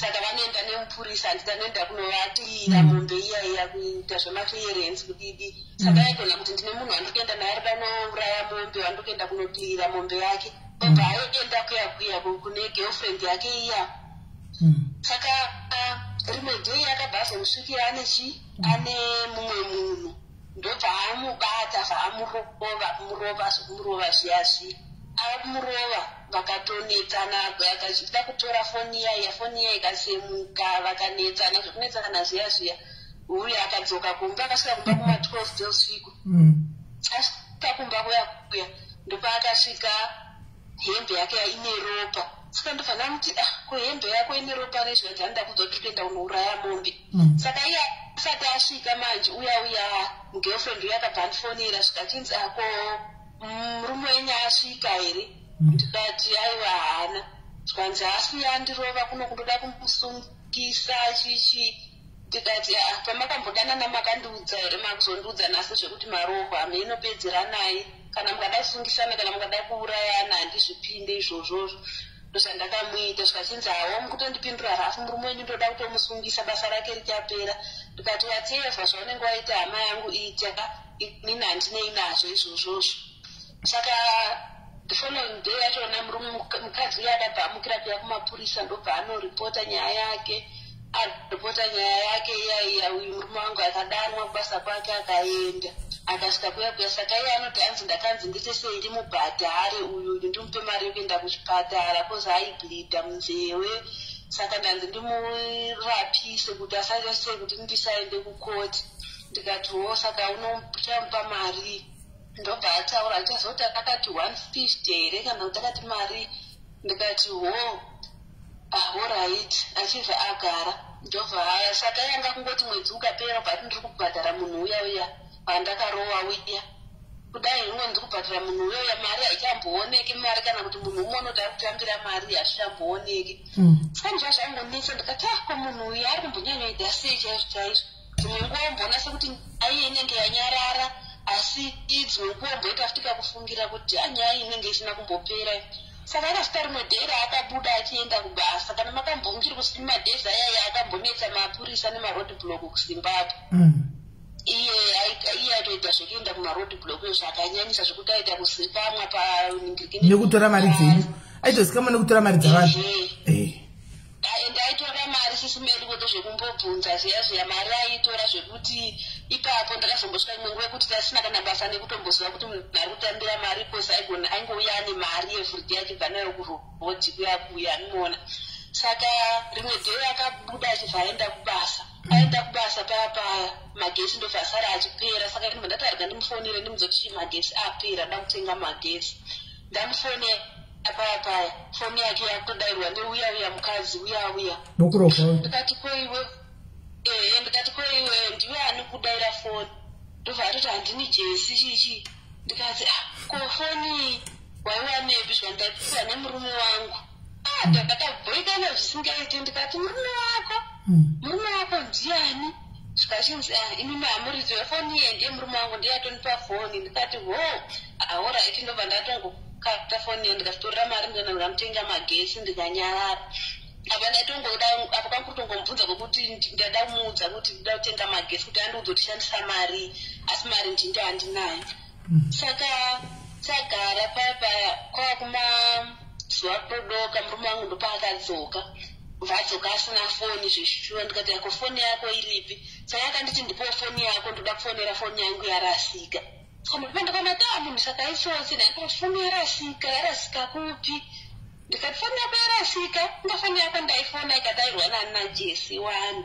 Zvikachinzi foni iyo yatorasika. Saka iri pakanaganda ndikati saka ndinyepera mano nzoti foni yakarasika seiwe foni ndiziva kwairi. Ndobakazotaura zvikachinzi munhu uyu angosvika tiri kubasa ndobva angotora foni yangu mumota ndobva atoenda nayo. Saka ndoda kutoenda kunotora foni yangu. Ndikati alright, hande tese tinotora foni iyoyo. Kana kuti toda unotora chii? Toda unotora foni. Toenda tese tonotora foni todzoka. Zvikachinzi iwewe tinochienda kuitei Sara. Ndikati hatiri kuenda, ndobva ndati kuna mai nini vaya Sara ine chiine vana ndiri kudzoka. Namai nini vatanga kutowirirana SIS MELLY zvekutoti handandisisa vavenge zvekuita sekuzina ndakuona kuti onai vari kungosiiwa iwo ndo mudiki vacho, asi vari kungosiiwa murume achienda kunodii kunohura. Saka hapasisina chekumbovaitira shanje kana chii. Saka ndandangotongoona sekuti munhu wangu plus vanga vasina havo dzungu riya yavaindirespekta zvekuti onawo kuti ndiri mukuru kwavari. Saka ndanga ndisisina hangu grudge nawo zvakanyanyisa. Zveshe kunozongorwadziwawo hako kuti murume wangu asi ndakwete zvakanyanya. Saka vani vanofana kuti tichisara nevana, ivo vanga vasati vatombowa nemwana ipapo. Ndikati tisara nevana ndinodzoka, ndoda kumutevera ndione kwaanosvika. Katoti asisi musatombodzoka kana asina kudii, musina kutombosvika koko, tomuteverai kusvika koko kwachona kune munhu wake koko. Ndobva ndatogeza bandapfeka chidresi changu chimini SIS MELLY apa kuchechi kwacho nanoti musapfeka zvinhu zvidiki. Saka ndaiuya kumesina uku ndichitenga hembe ndini, ndichitenga zvimwe zvinhu zvekumba. Saka ndaitozvitengera dzimwe hembe dzangu zvinenge zvakaita zvimini. Ndobva ndakapfeka chidresi changu changa chakanaka SIS MELLY chiri chimini. Ndapfeka chidresi changu ichocho netubhusi changu zvakanaka, ndobva ndamutevera. Saka akanditi uri kuendepi wakapfeka kudaro? Ndikati kwauri kuenda ndokwauri ndiri kuenda. Zvikachinzi saka aivha atonoti munhu ari siriyasi. Ndamutevera SIS MELLY kusvika iye atonoti munhu ari siriyasi. Ndopakatanga kuti tichidzoka. Ndikatochinditi ndidzoke kupi kwati foni yacho tatoiwana here, tikuenda kunotora chii foni. Ndobva taenda ndatafamba tasvika kumashopu. Saka ndiri kuendana nabhosi wangu nemota yabhosi wangu. Saka iwewe kwetu unoenda kupi plus mota yatiri kuenda nayo open track. Saka iwe unogara paindikati ndogara kumashure uko katina basa, isinyaya kuti ndogara kumberi mumota umo. Ndogara kumashure ndorohwa nemhepo wangu asina basa. As long as taenda tese kwatiri kuda kuenda. Tukachinzi aho ndofa tafamba. Saka tasvika pamashopu akabva tanga kuchindinyengerera manje anga ane mari 200 yanga anayo mumwe mari. Akundinyengerera zvikachinzi chiomari chienda unotenga zvaunoda udzokere kumba inini ndiende ndotora foni yangu ndodzoka. Ndikati usafunga kuti ungandibhadhare kuti uende kuhure unopenga. Handiite izvozvozvo, mari yako chengeta tiende tese kupi kunotora foni. Ndakafamba asandinyengerera ndikachinzora tichirega ndisiyane nayo foni iyoyo ndiite sim swap ndiwane line rangu ndisiyane nefoni iyo yatorwa. Ndikati hande ndobva taenda paipo netshop ndobva tawana pavharwa svanzi handiri kuona kuti pavharwa. Saka ndikandine ndotora foni yangu ndikati handi ndobva ndakamutevera sisimedi zvekuita kumutevera nezvekundasona panapa munhu ndakamubata chaiko chaiko. Ndobva ati auraiti iyoyo haudi kuteerera zvande ndichitaura saka zviri nandizvisungirire ndive. Ndikati ifa ndobva akufamba achienda kune chimwe chikomo so changa chiri padhuze nepamashops. Ndikati hando unozvisungirira ndinongokutevera ndoda ngoti ndione paunenge wachisungirira ndizoratidza vana ndisokurambidza kuchisungirira ini oda zvisungirira zvisungirire. Ndobva tafamba tikaenda kuchikomo kuya saka kwanga kune vamwe mufundisi so vaitorisa mombe ukoko kuchikomo kuya. Taenda kuchikomo kuya tasvika kuchikomo kuya saka yakabva asitanga kumhanya kutiza manje ndobva ndakumutevera asi kuti iyewo anogona kumhanya manje kudarika inini. Ndobva ndadaidzira munhu uya aikudza mombe ndikati batai munhu ari kuyakokoyo. Mufundisi vaya ndobva vamutevera ndobva vamumhanyisa vakamumhanyisa sisimeli kuita dhirama mashuva zvinhu zvacho akamumhanyisa vamhanyisa mufundisi vaya ndobva vamubata. Saka ndobva ati kuna mufundisi uya hapana nyaya handisingambozviuraya mufundisi asi kuti ndaita nyaya yakadai dai ndobva audza mufundisi vaya saka ndoda unotora foni yangu saka rega nditenderere nerodhi iyi ndidzoke ndidai so iye muregei afamba auya akasvika panapa momirana mumbutaura dai ndoda ngonotora foni yangu ndoita sei ndodzoka kumba togadzirisana. Saka mufundisi wandakazona kuya kwandiri akati hambozvisungirire tichii ndobva akuruda ndozvaataura. Mufundisi akati ngatinamate ichichi saka ndikemangoti ndikati ngatinamate right ndobva tanamata paya mufundisi anamata mufundisi akati chidzokera henyu kumba anouya. Ndobva ndadzokera zvangu kumba ndikadzokera kumba ndikasvika ndikagara. Saka ndabva ndafonera bhudhi wacho ndikati ndonyaya kumunini wenyu kunoku. Bhudhi wacho akatsoga ndimufonere. Bhudhi wacho wafona paya foni yeri kutodairwa neuya mugirlfriend uya ndiyatodaira foni yachona. Akati hamai mine kuri kufona foni yacho vamheni mukadzi ari kudaira foni. Ndikati ndiye munhu ari kudanana naye iyeye kubvira yatova gore resu achidanana. Aho ndikanzwa raiti ndichaita sei ndichauya ukoko. Saka iye akazodzoka kwatova kumanheru ndobva adzoka hake kumba vauya nefoni yake iyai. Saka kugara kwacho simeti kwanga kwakugara kuya kwekuti vanhu mune makagara mese pamba asi kudanana chaiko pasisina zvachose kwanga kungogarawo zvako kwekungoti apa parova panga akuita sisimeli kuti mukangoita zvezvekungoitsana nharo zvokumutonga uripi chichi mairohwa mose pamorohwa tese tisimeti yabatwa tigotinhwa kurohwa mazviwa. Saka akabvazoenda kumusha ndobva tasara kuya kwataigara. Iye ndobva aenda kumusha aenda kumusha paya akavha adzoka paakadzoka paya akasvika usiku takarara kuona auya nekanika mukadzi sisimeli sisimeli akaona ava nomwe mukadzi mukadzi uya saka haana mukadzi uya akauya naye uya naava manyini vanga vagara varipo ava vanotozivana ndipo vakatoti ko iwe wauya panapa kuzoitei. Ndobva saka ivo vari tundu vakatanga kunetsana. Ini ndikati aimirega ndizvinyararire zvinhu zvindabva nazvo kurega ndizvinyararire. Ivo vari tundu vakabva tanga vaya vanga ndagara navo vaya nerichichi chidiki changa chauyiwa nacho chidiki sisimeli. Ndikati nini naiwe munhu uyu zvaachasungira. Saka iye akabva azonyengerera ava manyini vechipfuura vaya kuti vaite sei kuti vanyepere vanhu kuti ichi changa auya nacho ichi kuti munin'ina wamanyini vaya vechitu andimona kuti vanhu vasazive kuti mukadzi wake iye andimona zvaakaita. Saka manyini vaya vakangozvibvumawo ndobva vakutongoti munin'ina wangu ndobva tagara paya. Saka inini munhu wekumuda ndandisatombomube ndamoti munhu uyu kwauyu haana kana zvaanomboratidza kuti pachine kuenda mberi papapa kwanguva nyaya dzekungoteerana nevakadzi. Saka takagara simeli chagara munhu uyuyu saka ndobva paakauya nekamukadzi kechi3 kakaya akabva atanga kuita sekuti ava kuita zviri nani. Saka mamovata sei manje zvamava 3 maane ne2 rooms mamovata sei apa?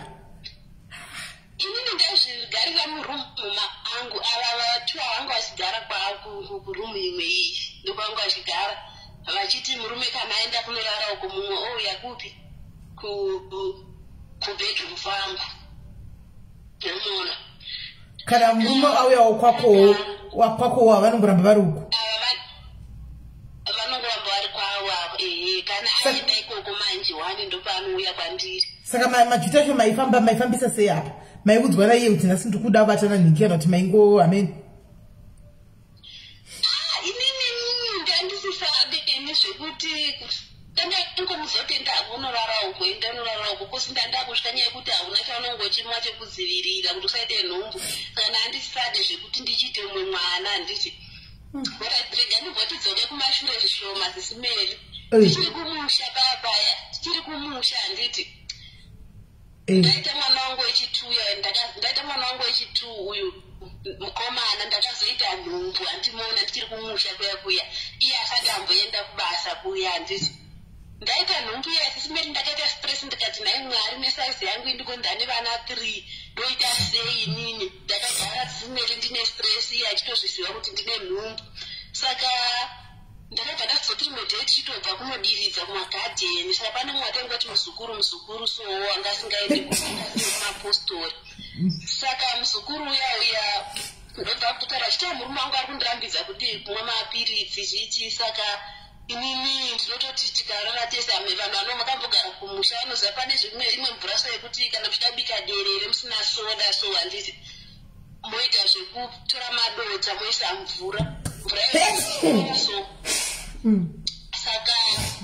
saka muzukuru yandiyatotaura senyaya yake tamanje ndoti ndikangorara naye ndikapedza ndoitora mvura iyoyo kuisa mumadota iyo inenge ichirara iyaya ndomwe handimboite sei handimboiti nhumbu. Saka inini ndobva ndatongozvisa mupfungwa ndikati anyini mvura yandatoigadzira pamwe nhumbu inoita sei inotobva. Ndobva ndasvika kumba sisimeri ndakatora madota angu anovava aya kosi pane madota ekuti ukapisa mashizha enzungu aya anovava madota acho. Ndobva ndamatora simeri ndikamapisa ndikaisa mvura iyaiya ndikaizadza kapu yaivava zvekuvava zviya zviya. Ndobva ndamwa kapu yese yemvura iyaya ndamwa mvura iyaya ndakangoita like 2 days nhumbu yaibva yabva sisimeri ndikangoti yabva yega handina apa ndakava nemwedzi 5. Saka ini ndakatongoti yabva yega vana umwe wangu wakapinda bhizi kumhanya neni kuenda neni kune mambuya kudidi ndichiziva hangu nechemoyo kuti nhumbu ndatoibvisa. Saka nhumbu iya ndakabva ndatozoibvisa murume wangu akatizonzi mukadzi wako abva nhumbu chichi akatouya achindiona chichi. Ndobva tadarika yedu ipapo ndandichidzoka pandanga ndava. Saka akapa ndaingomuti nini enda unorara hako kupi kuya ndichitya kuti ndiite futi nhumbu ndigoita vana vangani nesaizi yangu iyi. Saka nguva zhinji aingorara kuya zvekwangu ndezvekutiwo kana dero roda muti uya ako urarare muno asi nguva zhinji airara kupi kuya asi waitombomuda hako ndamudana asi kwete like every time. Asi pawaitomudana kapa aitoitazve aiita sapa pasina musiyano kapa oraiti aiwa ndaita zvekuti ndaitemera mazuva angu zvezvekuziva kuti mazuva aya akandogona kuita nhumbu mazuva aya handiiti. Saka ndaitemera pandoziva kuti apa hapana zvinomboitika paya ndopandai muti uyaite sei urare kunoko ndichiita kuti ukazapa unge muti usauya nobvafunga ari pamwamheno mumwe munhu auri kutoona kumwewo auri kugara naye handiti ndozvandaizviitira. Saka takagara manzisimeri murume wake achiita zvekuenda kumaroad block kuya achiuya nemari ndobva anochengetesa mari akati mari da kutenga chimota achinochengetesa mari iya ndakachengeta mari iya kusvika yasvika 2000 US yasvika 2000 mari iya. Saka pane vamwe vaingoti mukoma so vaita zvekunotorera vanhu mota akachindipa mari iya ndoda kunopa nemukoma vaende vari kuenda nhasi kwanga kwatova kumazuva rudoka ipapo like ma4 ndoda kuenda nemari ndinovapa kuzuva rikuenda vachamukira. saka ndoda ndirarenda vakabachi mari iyi simeri ndakamupa $1,900 ndikasara $100 ndichiti pane zvandoda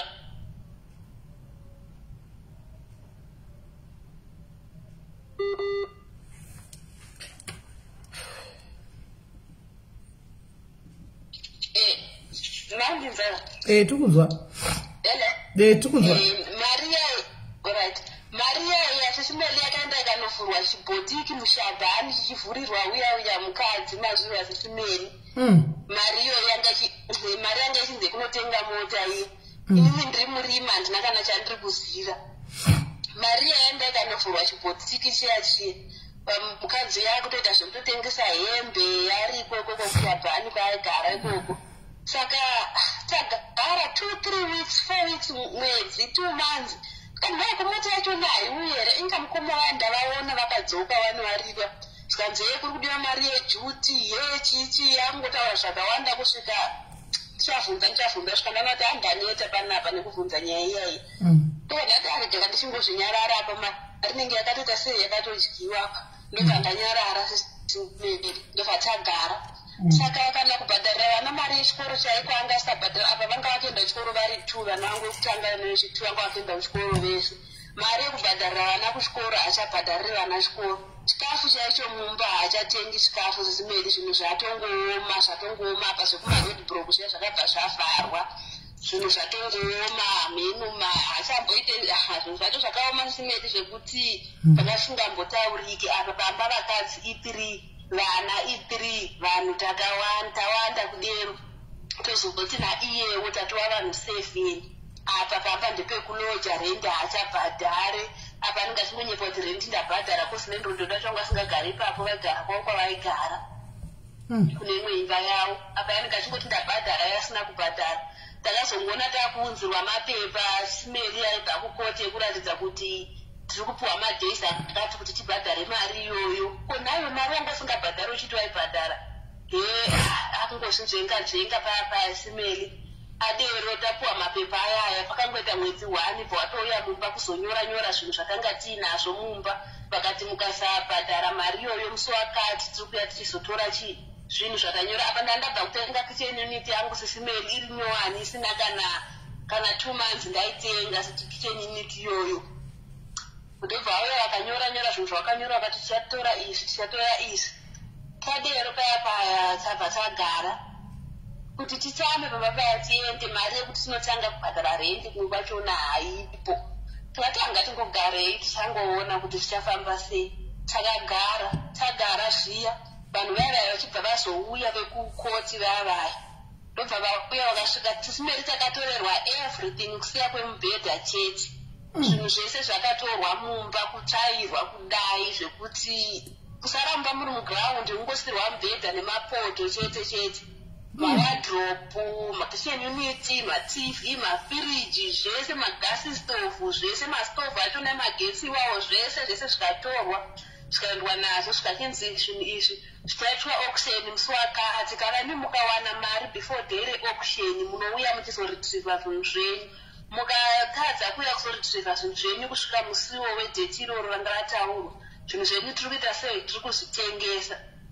Ndakarwadziwa simeri kuchema kuita sekuti ndafirwa nemwana ndichichema midziyo yanga yaenda kusaramba muri mugraundi ndikatotanga kuti 1 futi here zvinhu zvacho zvakaoma kudai ndobva tagara ndakumuvhe tichaga mari ndakunotora loni tiende kunotora zvinhu zvedu iye haadi kutsvaga mari yachona anoita zvinhu zvacho akatopora izvo ndaimbozivei kuti mukadzi wake uya waaidanana naye uya ari kutomurojera samuwe muarea umomo mataigara umomo apeni tisingatozvizivo saka yatozva kuti ari safe pekugara anapo nhamo yanga iri yangu nevana vangu nezvimainini zvimainini zvezvine zvakangoti sisi toita sei ndikati mungandisisi toita sei mari ndowanepi nhandamari nokutozviona kuti tisakagara panapa pananoenda kubasa tese takatongotarisavo iye murume iyeyu saka ndiva munotofanira kubvunza toita sei ndikosi mukabvunza nini mukutongondipawo stress dzishiri dzangu ndokatagara sisimeri saka ini ndakazoenda kumba kwababa vaya yanga vari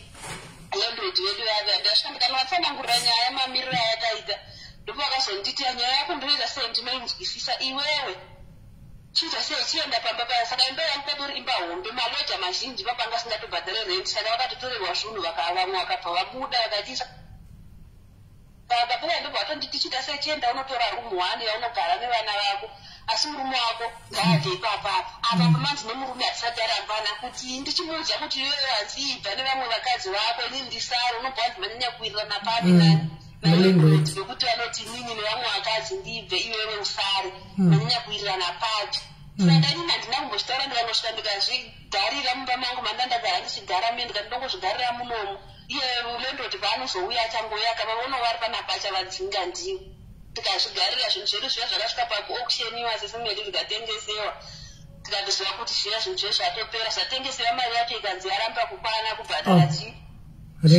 chikwereti kosi yangatonzi chikwereti chachona chatova yangatova kuma$800 something US dollars yanga yatokura chikwereti ichochocho saka takadero payapaya takagara sisimeli tagara ndobva murume wangu saka handiti kuroadblock vanga vakuenda asi zvanga zvisaitwe zvekutorera vanhu mari semaitiro avaimbozviita kare payapaya saka vanga vatopuwa mutemo wekunzi kana muchienda kuroadblock hakuna munhu anoenda nemota yake kana muchienda nemota kuroadblock muri kuenda nemota yepolisi hamuende nemota dzenyu idzi maprivate cars saka dzeirororo vakaenda kuroadblock vakaenda nemota yemumwe mupurisa vaishanda naye vasina mota yebasa vaenda kuya ndobva vasvika mabhosi avo akasvika vakasvikirwa ivo vanga vane mari kozi mapurisa anenstaira yekuti muwest metraus umu muno vanocheka mukati umo ndomo vanenge vachipfekera mari umomo saka vakasvikirwa pavakaona vasvika mabhosi avo ayaya ivo havana kuvaziva kozi vanga vatongobvawo kune imwe province kwavakabva vakauya saka vanga vasingavazivi saka vakasvika vakada kutoita zvekuda kuvatorera mari zviya nditi vaya mabhosi aya ndopaakazovaburisira chimaid avo ekuratidza kuti chimapurisa ndova mashefu avo saka vaya ndipo vakabva vasiya kutoita seapa vane private car yavanayo papapo apa vane mari dzavakaisa mumawesi saka mupurisa wese andozviziva kuti secret yemupurisa kana ari paroadblock mari anoita pai west band umu saka vakabva vamhanya mumota muya akasvika ndobva vabvisa mari dzedza pavanozikanda pasi pemasiti kudidi mabhosi aya achibva atevera akasvika akawana mari dzeyadziya saka ndobva vatosungwa nemutemo asi kana mupurisa achinzi asungwa especially kusungira nyaya dzecorruption hakusi kuti vanomisa makasi kana kudii anotongoedza akutonyorerwa mapepa ekuti anoenda kukoti kubasa anenge achitoenda asina kususpendwa achitoenda kubasa chichi saka ndozvaakabva aita zvekuti anganechi ane akasungwa asi basa achienda asari musungwa saka ini ndakazenge ndaakita zvekuchinja mari sisimeri kumukokuzimukokoko zvinhu zvaoma ndamuti chinibva mari ndiderendere shamwari yangu anda zvekuchinja mari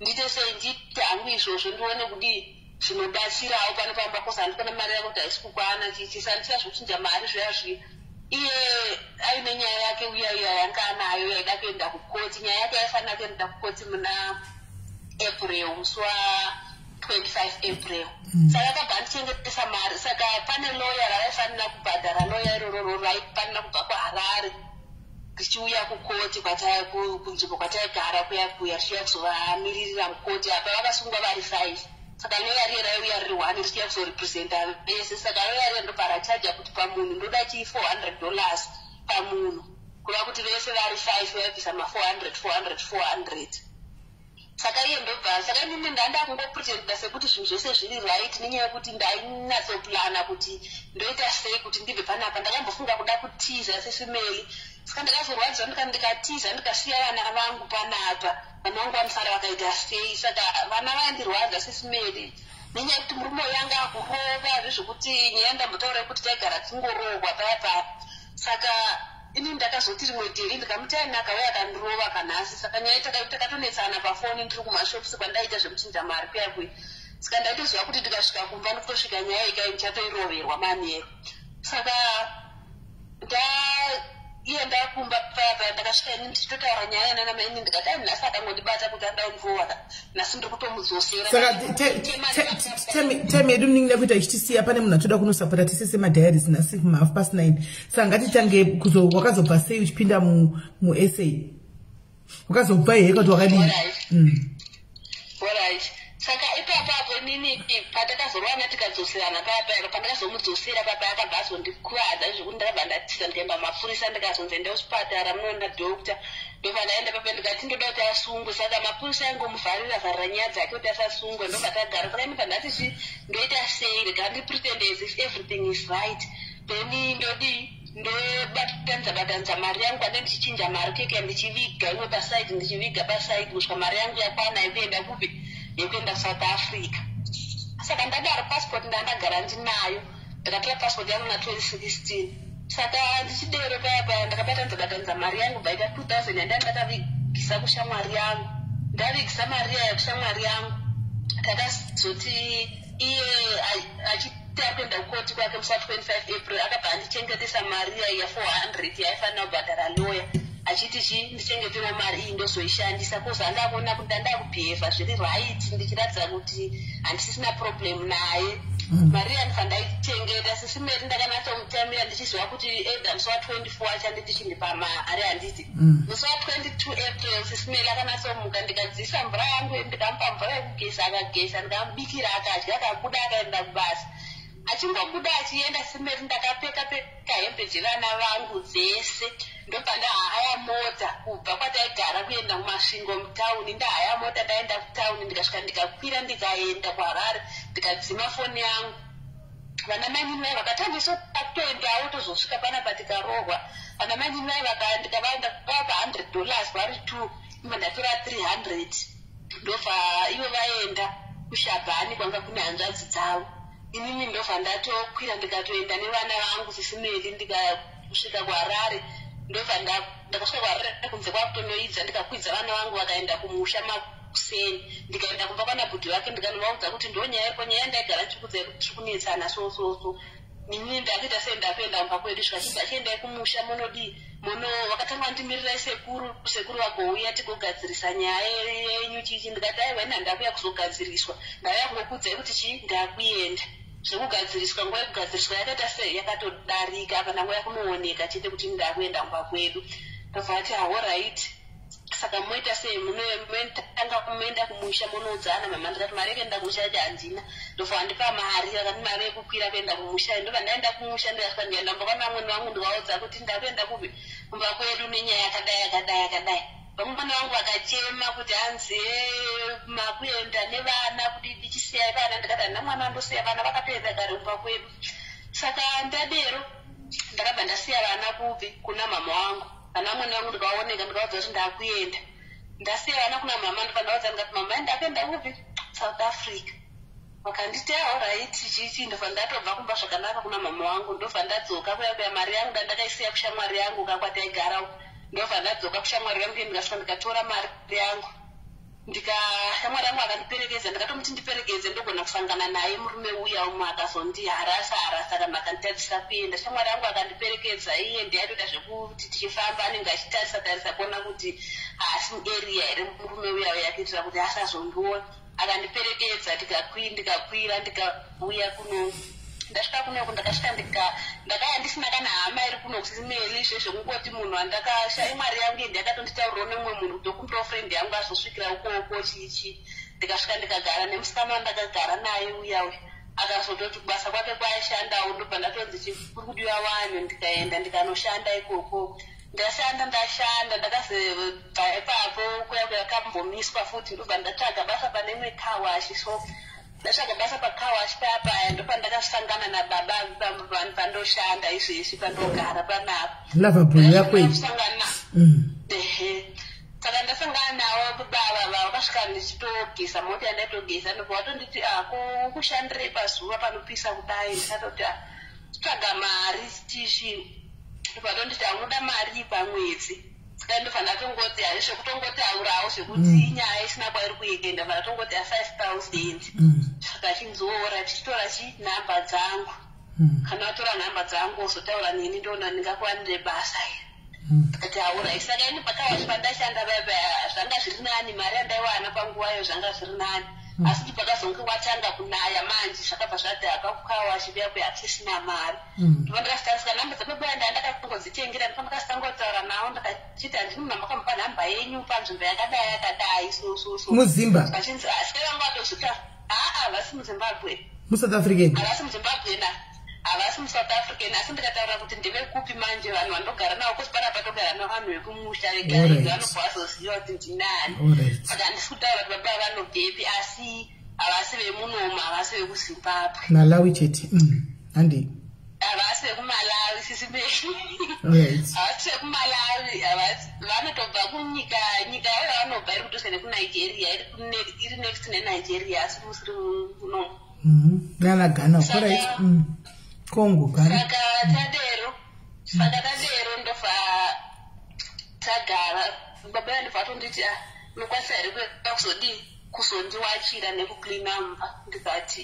ndokwanisa zvikachinzi oright unouya musi wakati ndobva ndodza zuva rekuuya ndobva ndatouya ndikasvika pakaona kuti vaigara nevamwe varume 2 vanga vachingogara vari varume vega vega vari 3 asi vaigara vane imba inde yavo baba ivava saka vanhu ava vanga vakangovapawo pekugara sekuti vanongobva vese kunyika kwavo ikoko saka ndaitongofungawo kuti ihama dzavo saka tadero papaya ndobva ndatouya ndasvika ndikatoita basa rangu zvakanaka angatori munhu ari right vakatonditi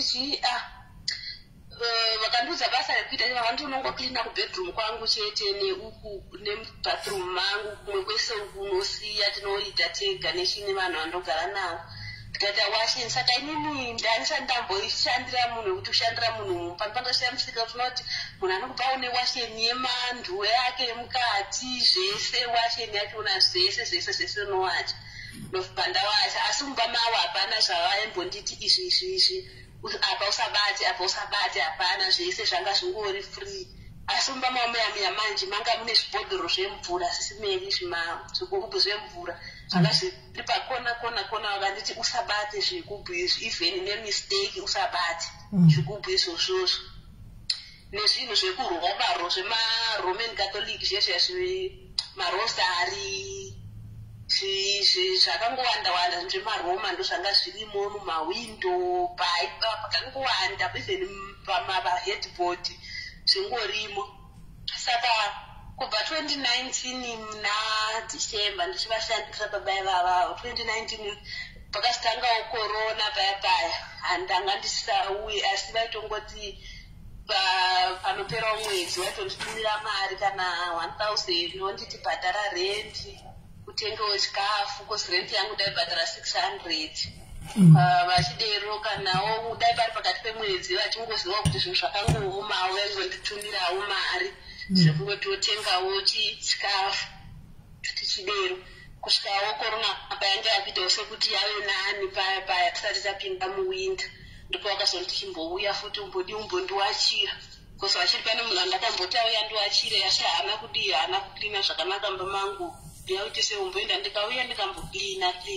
ndichidero saka vakazonditi muna February gore rinei ndipo vakazonditi ndoda kuti uite sei munhu vanhu vana ndichigara nawo panapa vakudzokera kumusha saka ndakusara ndiri ndega ndoda kuti uye uzogara pano kusara kwandiri kuita ndichigara ndega futi nini ndiri kuzobva panapa pane kwandiroda kunoshandira nenyaya yekuti korona yange yakuita sekuti yava nani saka kubasa kwavo kwavanoshanda vanga vakunzi vane kwavaida kuenda kunoshandirawo kune imwe nyika saka vakatofamba pari kusara pasina munhu saka iwewe ndoda kuti uye uzogara panapa kuita kuti pandobuda inini pano unosara uri pano pamba ndikati alright saka muna February ndomwe ndakatanga kuuya kuzogara panapa ndikada kutogara takagara zvakanaka saka tati gare ndipo vakatanga kuti asi handina hangu kuti kugara kwandakaita ipapapa handina kumboona munhukadzi akamboya asi vanti vanga vakamboroora mukadzi wavo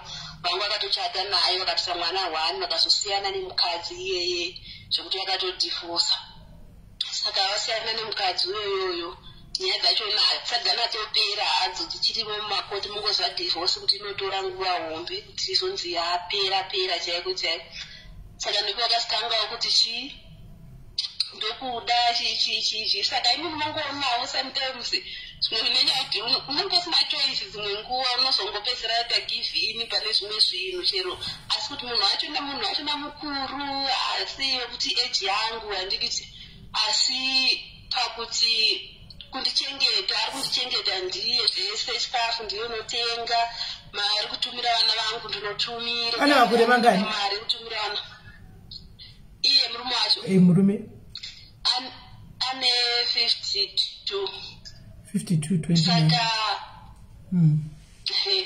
saka munhu ari right zvisingaite sesimeli zvekuti munhu ari bhoko saka ndichigara panapa kudai uya wangu wandakasiya kumusha manje akutanga kundifonera asi akapera kundifonera zvendisanda kugara panapa achinditi uya tichigadzirisane ona kwanga kuri kukura ndandichiri mudiki ike zvinezvi ndakuziva zvandakuita ndichamboderoka nditaukabvunza vanhu andokuzondaa munhu bho ndikati inini handidi kunyepera hako inini kudzoka ndikese handidzoke kubva zvatasiyana zvachona simeri kezvinobvisa 2 years haambozive kuti vana mari yeschool fees inobvepi chikafu chinodya vana chinobvepi kana sipo zvese haana kana kumbochengeta vana ike zvino zvakutanga ndinyengerera kuti anzidzoka saka woda kusiya baba saka urikuda kusiya baba utidzokere kumupostori here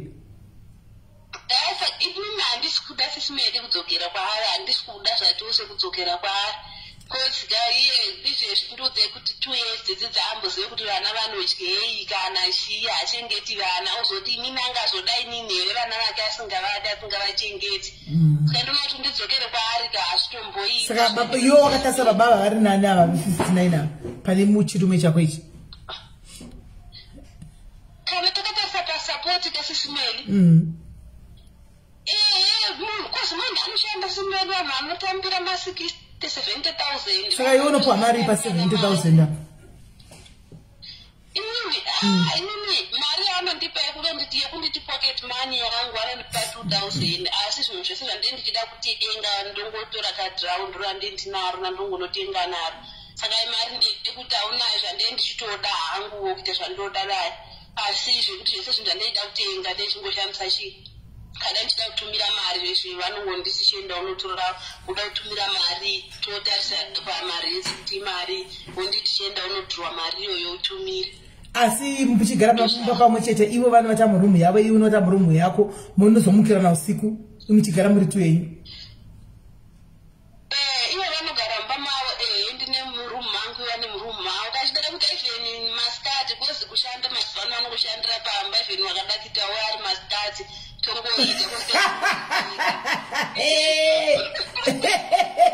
uye mbodo saka masikati wemva matovhara dho baba vavo touya wototi ngatiite mopinda kupi kwako here kana kuti kwavo mangu iyo bedroom yavo yekusaidi nekupasage kunofamba nevanhu saka mahwindo anenge akavhurika akuzoite yangu iri kusaidi rekuseri saka tongogara tiri tusisimemainhouse umomomo asi pane maloji anogara kumakoteji ukoko kune maloja asi mumenhouse tongogara tega saka pamunenge muchitaura mune mutaura nyaya dzei memuchiti kudii memutaura nezvei pamunenge muchiita nababa memutaura nezvei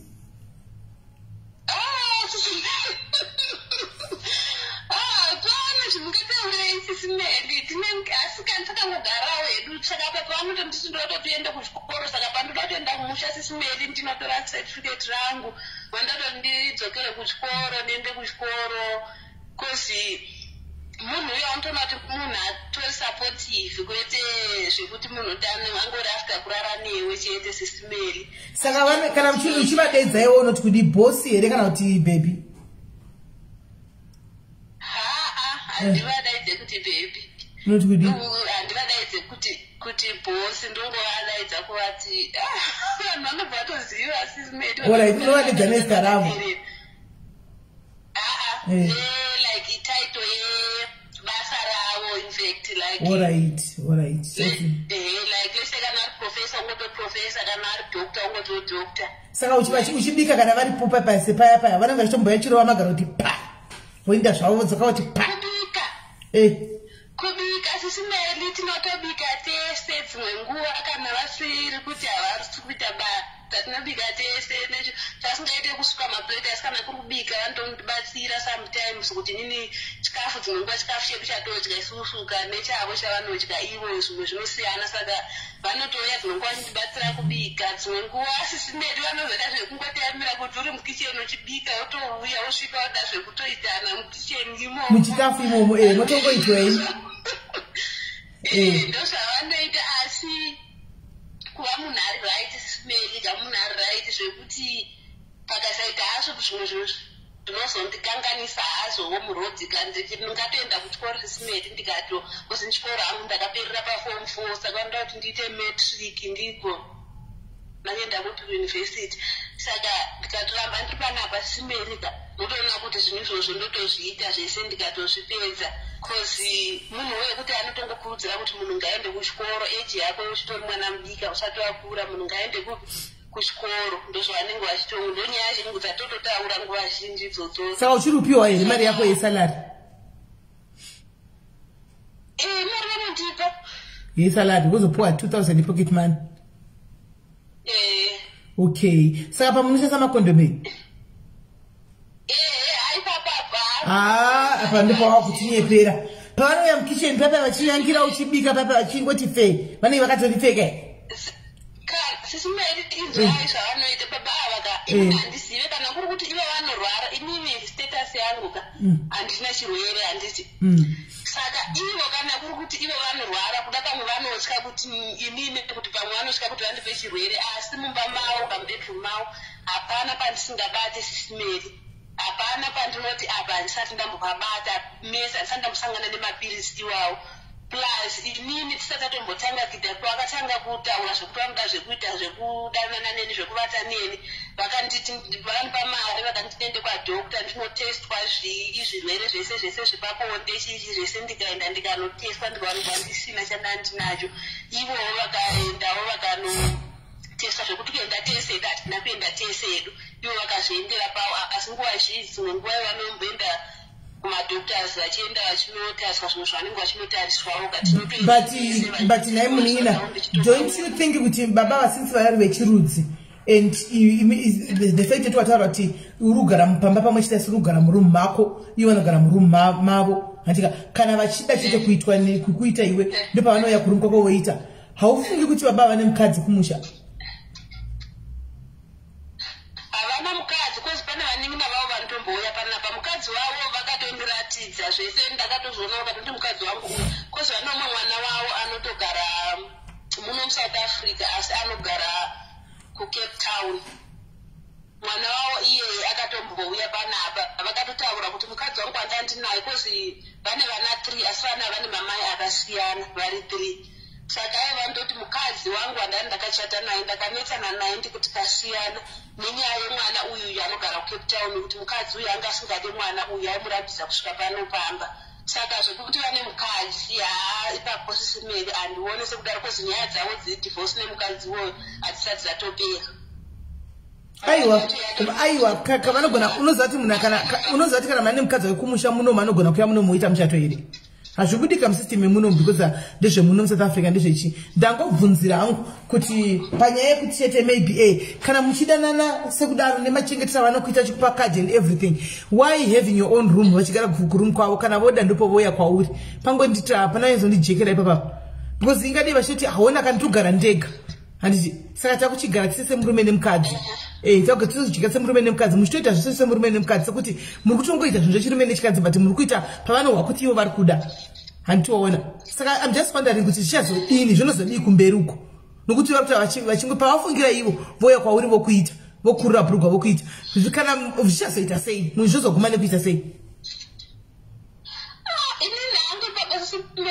ini nangu ndimafungira angu nepfungwa dzangu maonero angu andozvita kana kuri kuti vanaye havasi handingazvirambe kana kuzvitisa nharo kozi handizive zvekumusha kwavo asi mukadzi iye vacho navo vari kurambana naye ndevekumusha kwavo saka ini nangu handina basa nezvakawanda zvokuti nditi handidzoda zvekuzoti kuwanikwa kana kuti chika pandakutongoiramba ndakabata simeti kuti ndiramete panapa ndiende kuchikoro ndipedze chikoro chichi kana zvekuti vane mukadzi wavo zvichizobudawo izvokezvo handina hangu basa nazvo asi ndikatoenda kuchikoro chisimeti ndikakwanisawo kuva financially independent zvinenge zvitori nani pane zvekuti kwandaigara kulocation kuSIS MELLY zvekusvika kuchingomhanyisana nanagribheti ava vanoda zvekungorowa poto everyday vasina kana zvavanenge vachikubetsera nazvo ava kana rendi.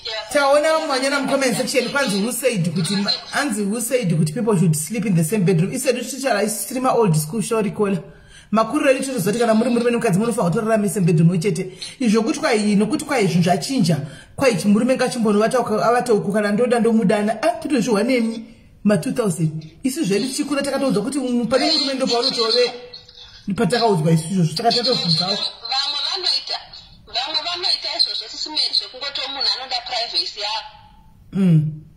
atisi murume nemukadzi zvepamwe ivo vanenge vachitaurawo nevanhu vavo mine pamwe ndeitaura navanhu vandeitaura navo besides kuti kutaura nevanhu kuti plus kutanga pandakangosvika ndiita ndichigara pana plus dzimba dzachona pano munongova nemarumu asina vanhu vanogara saka indongova nebedroom yangu newardrobe yangu nehembe dzangu ivo vane kwavo saka ndozvazvizvi zvekuti kana vane mukadzi havo ameno kana vane mukadzi asi mukadzi kana vanaye kandionise kuti anenge akamboya pana pakosi muwardrobe mauka even mune mamwe marumu pane mamwe mabedrooms 2 asina vanhu handina kumbobvira ndakasangana nehembe dzemunhukadzi. Inga muri kutaura kuti varungu wani isati si varungu zvaisu isati si varungu kaisu isu hatisi varungu ndikatora murume abuda achinaenda kunota mune mweru ndototi ari kundisema ndadii ndoti kusemwa isu hatisi varungu tiri vanhu vatema saka zvevarungu zvingatisiye varungu vaite culture yavo isu munhu vatane munhu wako everyday uchifemegwa anomo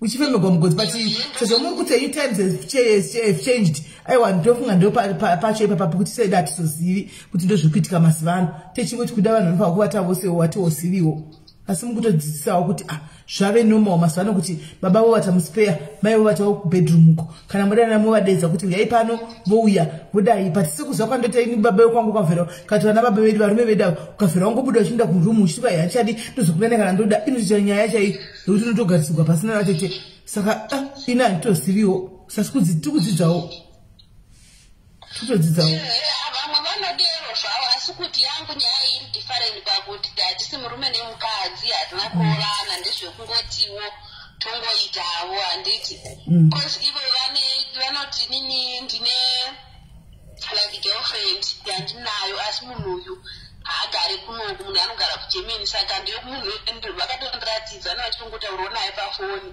munhu anogara kuGermany agare muno saka ndemunhu wakatongotiratidza iyeye zvekuti mukadzi ndemunhu andotogara ndichiona nguva zhinji vachitaura naye pafoni saka kana vane mukadzi havo kuda hazvo asi ndifunge kudero saka kumabhodhoro awakaonayo vanombomubata mabhodhoro handina kumabata asi kuti ivo vakazonditsanangurira kuti chikosi ane mvura mukati mvura chaizvo mvura yakangochena atongwa mabhodhi zvigubhu zvedu zvemvura zvema500 miuzi zvemvura ndeti saka vakazonditsanangurira vakanditi mvura yatakapuwa kuchechi kozi muroma mvura iyi takangopuwa takanzi toisa saka haifaniri kubatwa nemunhu kodzi maybe kuti auzive kuti munhu anenge akachena here kana kuti akakasviba saka haifaniri kubatwa nemumwe munhu kusiya kwangu ini muridzi wake ndozvavakazonditsanangurira ndozvavakazonditsanangurira asi ivo mumba mavo kuti nditi pane panonzi apapa ubate kusiya kwemvura iya ndakangonzi usabate hamuna kana chimwe chandoti apapa pari private zvimwe zvese ndongobata aiwa saka tinofara hedu at least kola wakabuda munhamo wave pari shuga kubudawo mumunyu uchipindawo mushuga zvonakidza zvinofadzawo hazvo aiwa tinokufarira tangozvifarira hedu ramba hako una baba wako indiso kuchikoro kole go to school enda kuchikoro ndozvandiri kutongofunga SIS MELLY ndiende kuchikoro vedu pamwewo zvinhu zvinoitawo zviri nani tozorega zvekushanda mabasa emumba plus iyo baba vakavhura kambani vanotova nekambani yakavhura like kambani yakavhurwa pane mayezi asi yakatanga kutofunctiona gore rinori saka NGO kambani yachona saka unogona kutozoita mashansi ekuti panoitawo mabasa opindawo ndizvozvo saka tinokufarira tinotofara kola iwe chiita chichengeta mari yako chichengeta mari sezvo baba vari kuita zvese chero kwapuwa pei handioni kuti pei yako unishandise kunze ungotumira mari yevana chikumba imwe chiramba wakadiwo wakachengeta mari yacho kuita kuti kana wazongowa kusendawo kuchikoro you never know zvinogona kuitika paupenyu andoona so chengeta mari kuitira kuti if anything unenge une kamari kaona kuno kuti ndomukana wacheko zvine zvirenda ubhadhari chikafa utengi pay yako unopiwa kadhi unopiwa 2000 pocket money unopiwa saka mabenefits acho akawanda semene papo ndopazviri nani ndotongoti dai zvakadaro hedu tichidyiwa bhinzi asi saka vanodya bhinzi dzako nemuromo kana neniwa handidyiwo okay alright aiwa tamuningira at least wataurawo nyaya yako tanzwawo nyaya yako tazoziva kuti aiwa pakamira sei nababa aiwa inda kuchikoro muningi inda kuchikoro kuzotudzwa kuti kuenda kuchikoro aiwa ita hako wena ndikatimbonzwa vamwe titasara maminutes mashoma ndikatimbonzwa vamwe 1 zvedu waita hako wena sharp ndo nyaya yake yanga nayo mwana uri kuzvivatira ke naemployer wake asi zvinhu zviri kufamba nokuti at least akukwanisa kuenda kuchikoro handi mazviona saka regai tingoti mirai ndingofonera munhu 1 tibve taendawo kunosapota dewa hai nhasi size chaiyo kugadzirirwa size inokwana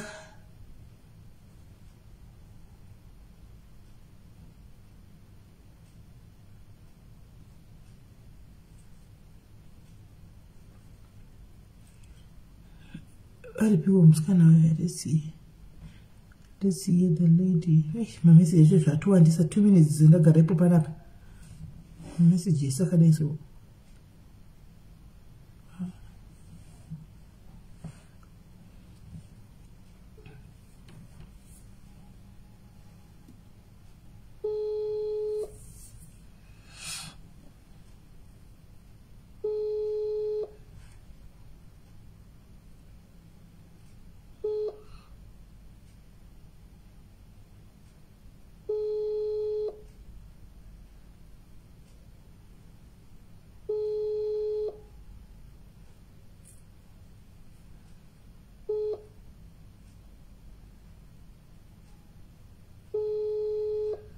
Samantha, WhatsApp group is when a queen in comment section mom.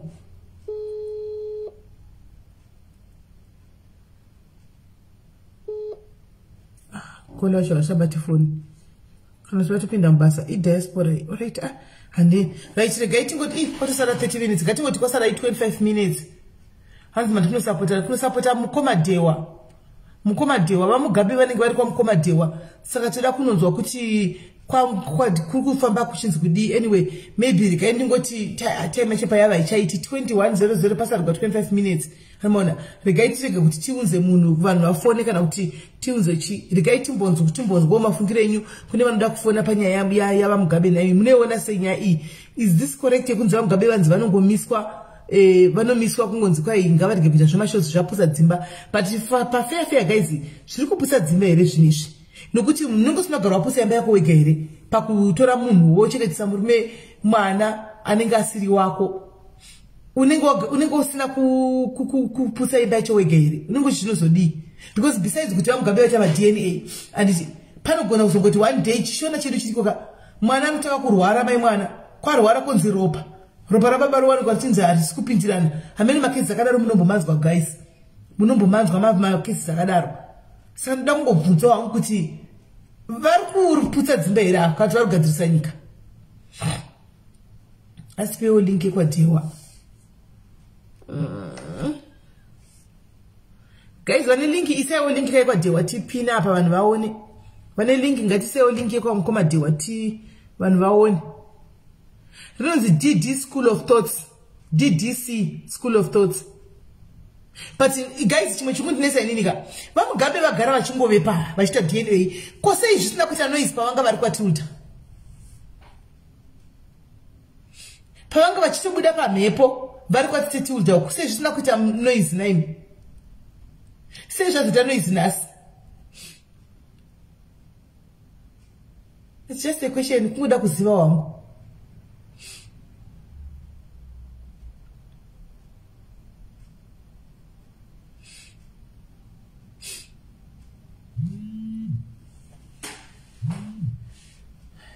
Kola hello. Muri sei hanzvadzi? Bobo mukutaura na mukumataurai. Alright, mukumatau muri sei? Aiwa, vamugabe vaRaid varikugadzirisa nyika. Tinofara kana makasimwa nemadhayaris. Aiwa, tinofara toti vamugabe pamberi navo hurumende yeZimbabwe yakuita corruption ngavarambe varipo vamugabe toti pamberi navo. Varikugadzirisa nyika. Amen. Ko zviri kunzi vari kupusa dzimba idzi muri kuzviona sei? Aiwa, ko handiti kuti hanzi aita chake ndihomba rume ko kana zvazvisakana newo ndo zvazvinoita. Dzimba handi munhu andingazviputsira ega aita decision yake yakadaro handandikazviputsira kudaro. Edza mhepo dzacho dzekusumudza vamugabe ka dzangotanga kusora nezura. Kusora nezura apa ndipo vakutanga vanhu kuisa zvimaposti zvavo vachiti hey vamugabe zvakati hey vari kupusa dzimba kusora zura apa pamwe pose apa vanhu vakanyarara mangokanyararirei.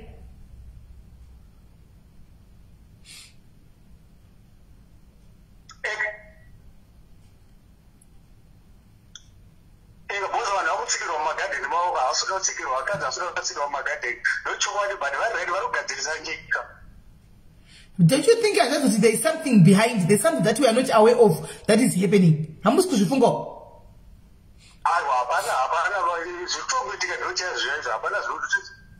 I think what I mean to say is I think there is something chiri behind.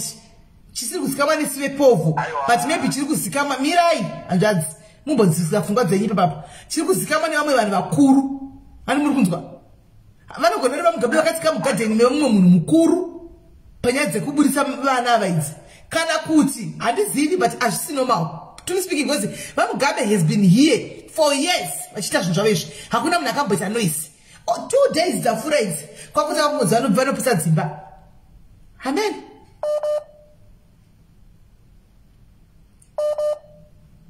Anjadzi.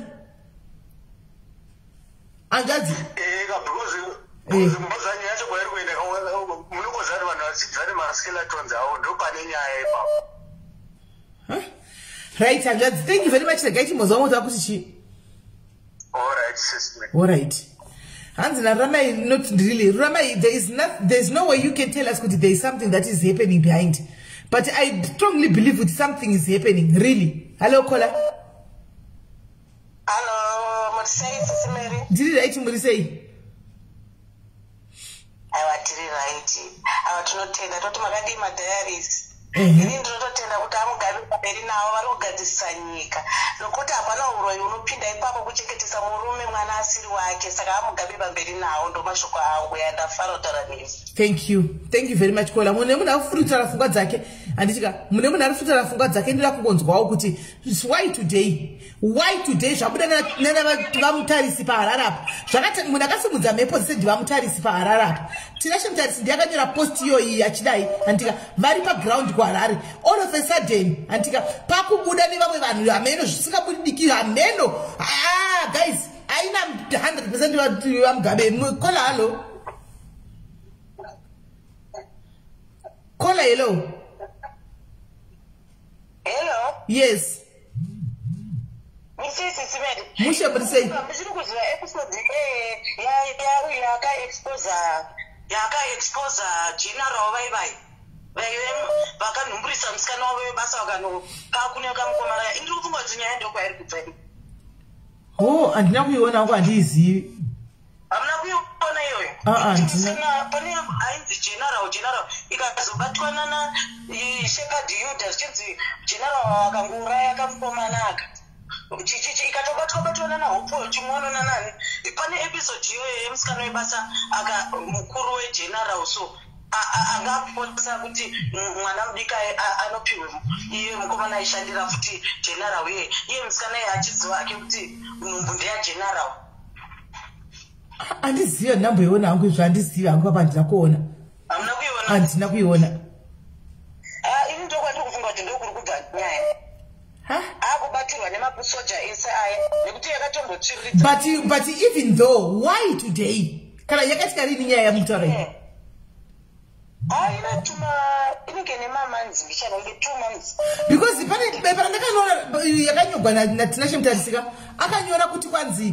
I'm going to consult my lawyers and kuti pane close here inobvunza kuti zvidai and what takanyora nhoroondo yake but anamboda kusamfunga ndakuti social media anomaona but now ndakutaka kuzogara bank kwazviri kuti akatotaura nyaya yekuti ndida kukonzata maleya angu then 2 days later anomaona pakubuda mamwe matsamba tisingazwisiki vaputsa dzimba dzevanhu vari kudai izvozvo yanyaya why today why not pamwe pesa apa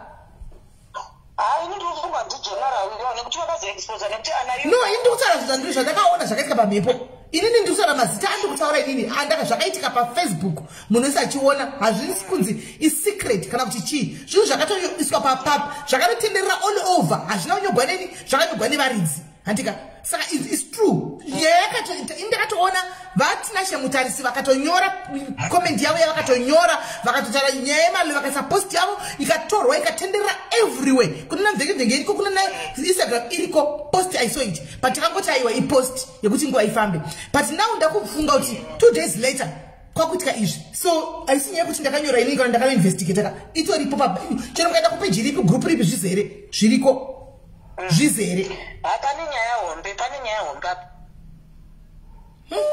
zvakaoma. Alright, caller, thank you very much. The guy is better. Alright, sharp. Let's say the truth, guys. I see you put naira kunotsvaga inini nyaya yevanhu kana ndandi inyaya yakabuda pamhepo kana chinhu chaiswa pamhepo chatezwa kuti munhu wese aone ndizomuchena mapictures edichiiswa mascreenshot isusu achitenderera because kana ndatongobaya button kana ndatongonyora chinhu handisina control over chinototorwa chotoenda anomaona. Caller, hello. Ramai. How are you doing? I'm good, and how are you? Hi, everyone. I'm fine. Okay, my comment is very simple, Sister Mel. Mr. Mugabe is a good thing, right, what he's doing. I have no problem with it. But the problem is, when I watched one of his shows with this guy from Shitubiza, how he was doing his hands, the likelihood is a danger. Someone is going to die. Yeah? Don't forget, these people are looking after kids that are not theirs. The embarrassment that will happen. Yeah? One person is going to kill one person. It's a danger, right? So there needs to be some, some things to be fixed in order for it to be. It's a show, yeah, okay? Because we don't feel anything. We look at the stories and we comment. But this is real life. Right? Imagine you looking after a child until they're 15 years old, until they're 20 years old, and then you find out that's not your child. Okay, Ramai, I'm not disputing the fact that, it's a very dangerous game whereby one day or one way or the other, even if it's not Tinashe, if these things comes out, or if it's Mugabe or not, if these things comes out, one day people might kill each other. But my question is, why today? For how long have you been seeing Mugabe on social media and on different platforms? For how long? We've known him since. Why have people been quiet? I think it was to do with the medical council taking notice of him now, because he's now being used on ZBC. It's not just Mugabe who's been taken down. Even the lady who does it, Tilda at the moment, both of them were told that you're not clinically allowed to do this because you've got no qualification in the field, right? So maybe there needs to be some form of standard set up in order for it to meet its requirements, right? Because in America, we've got certain people who do it, but in the UK, we don't have such, because it's only the government that asks you for DNA proof when you're sending a child here. So there's some form of privacy, and there's some form of people who use it as a form of bringing other people down. Because the question is, what happens after? We don't live in Kitungiza, we don't live in Highfield, we don't live in any of those areas that had people, women being told, Koti, she get what I mean? So all these things needs to be looked at properly. I know it's wrong what people have done, but it's not right to put these people in that position as well socially. the damage is a bit too much. It's too fast for Africa to take. But do you know? If I'm not wrong, I think I heard Mr. Mugabe yesterday when he was being interviewed on Instagram by this other lady. I forgot her name. When he was explaining how these things happen, to say he doesn't force people to come on air. People agree. People request sometimes to be on live.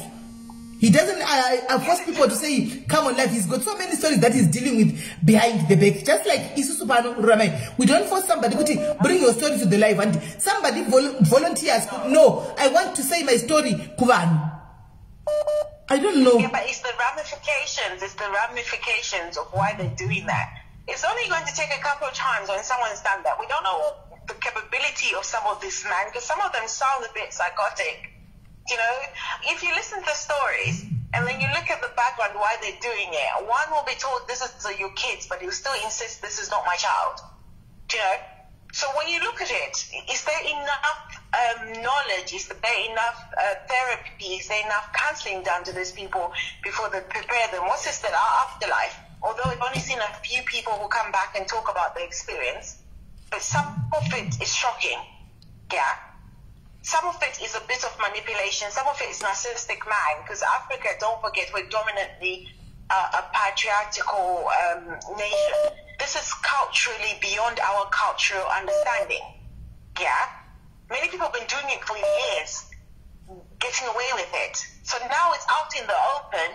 How are the people who take this? Because don't forget, it's usually one way. I've never seen a woman saying, only some women who wants to know who the father is because for paternity's sake, because they don't know who they slept with. But the majority of the men who are using this as a form of a tool. Because what I'm just, you know why I'm saying this, Ramaini? With the things, with the way things are going right now, it's probably one day because we are also doing reality shows, right? The difference is maybe we are doing it online and Mugabe has to go, background and do that. So one day we might wake up, you must stop those shows because we've got people who are coming here to say their stories. Remember, in the midst of saying their stories, and they end up talking and exposing. You must stop the shows. It's just the same thing. Anonymous. Your callers are anonymous, but this is more tribal, because I saw one about a guy who basically had these kids, and the wife had 2 out of the 4 kids were his. Yeah? And the other one was not his. Think about that. In the long term, we're breaking down families and we're breaking down the norm of a family. So culturally, we have a lot of work to do. It's a good show, don't get me wrong. But would I want to find out my father is not my father? The person I've been calling my father for God knows. No, I don't. Do you get what I mean? Would I relate to the new father? No, no. So let's all be careful about what we ask for.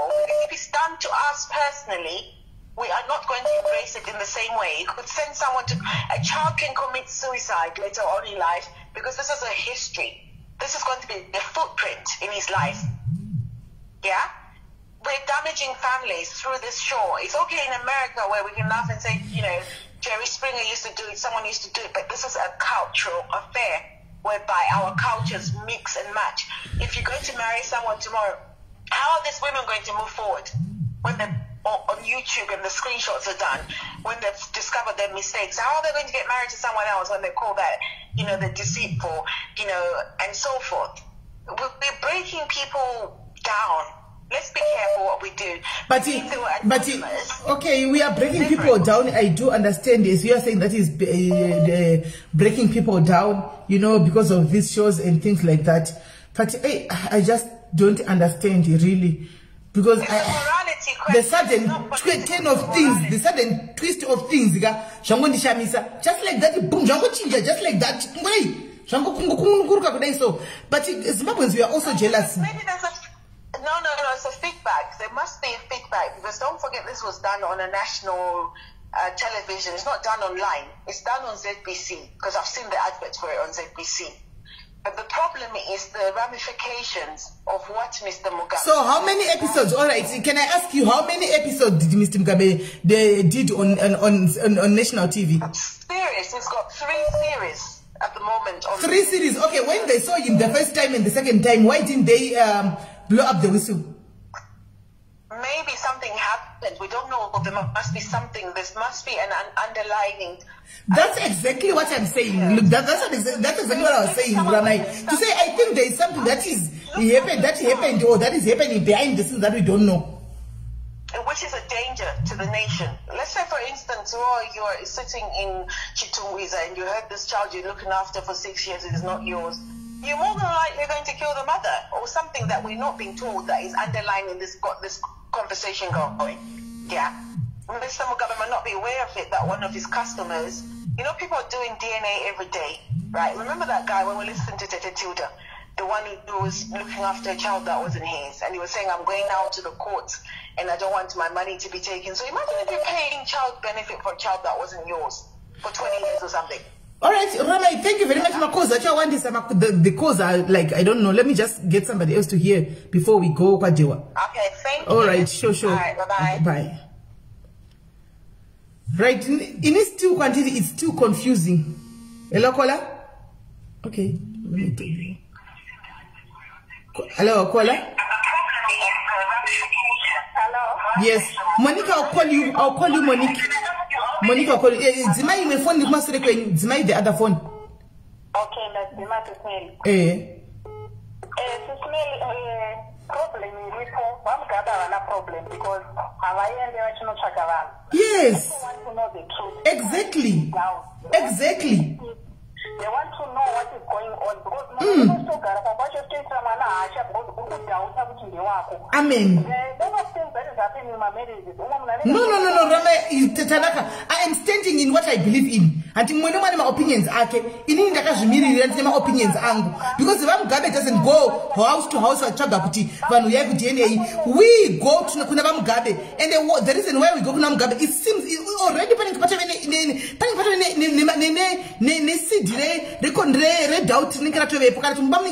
confusion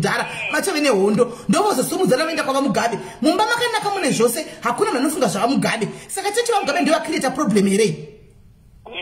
Because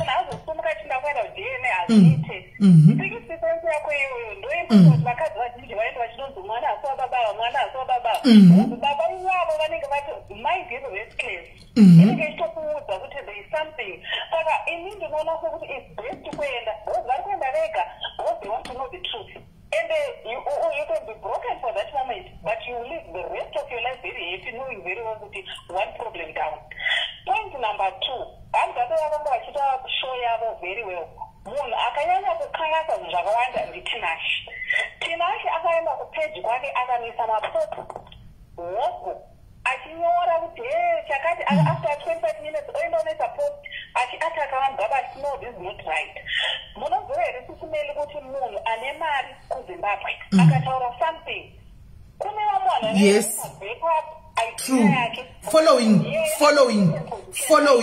Followers, my followers.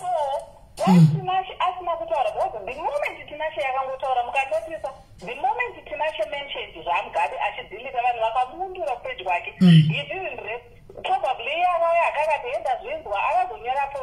I saw it. But we don't know what probably behind. And then you just present out to movement. If the ministers or no respect our Facebook,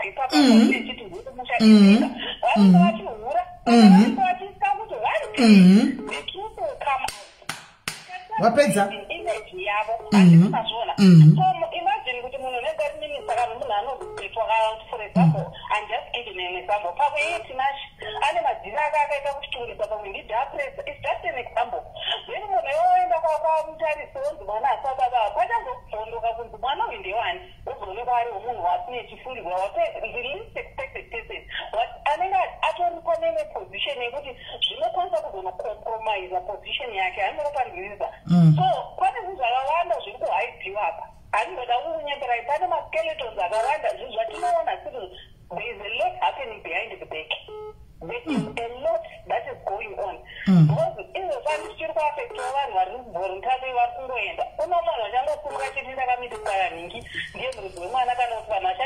kumba kwavo onditwaida kuti mwana yendwa nhingi saka zvichakonzeresa hovyo dzasavada kunyanya kuda kubva vazvibhana zvikwati zvaenderera mberi handi maona but amugabe havatsvagi vanhu vanhu ndo vanovatsvaga kuti show yaendere mberi vanhu handi maona right kola ya ita muchipedza tipewo vamwe chance vaviri vatatu show time yakwana so ndozvanachida kutaura SISMELLY but vamugabe vanokwana kuti ngavaenderere mberi kana patorinawo zvavanokwanisa kuita kumakoti kuti vamirirewo show yavo ipfuurire mberi ngavaende kumakoti vazvipfuurire mberi because haungasailenswe nevanhu vari kuhaidhawo zvavari kuhaidha chifambi chavo kana chichiitwa nevanhu vari kuroketeji chiri kutoitwawo nemasiniya ivo aya atoriwo maminista chiri kuitwa chifambi chiri kuitwa nemunhu wese saka vari kutyawo kuti zvichabuda one day. Right, thank you very much Kola, thank you very much. Regaitinzwe mumwe Kola. Hello. Hi, SISMELLY, how are you? I'm good, and how are you? I'm fine. Even I agree with what you're saying. Could you why now? And I guess could you just a little bit. But if you look at it from a perspective of Kuti, it's good. And everything. But aftercare, where is the aftercare? Both Vana do are affected. Baba, yes, my dear, but those are adults. I just putting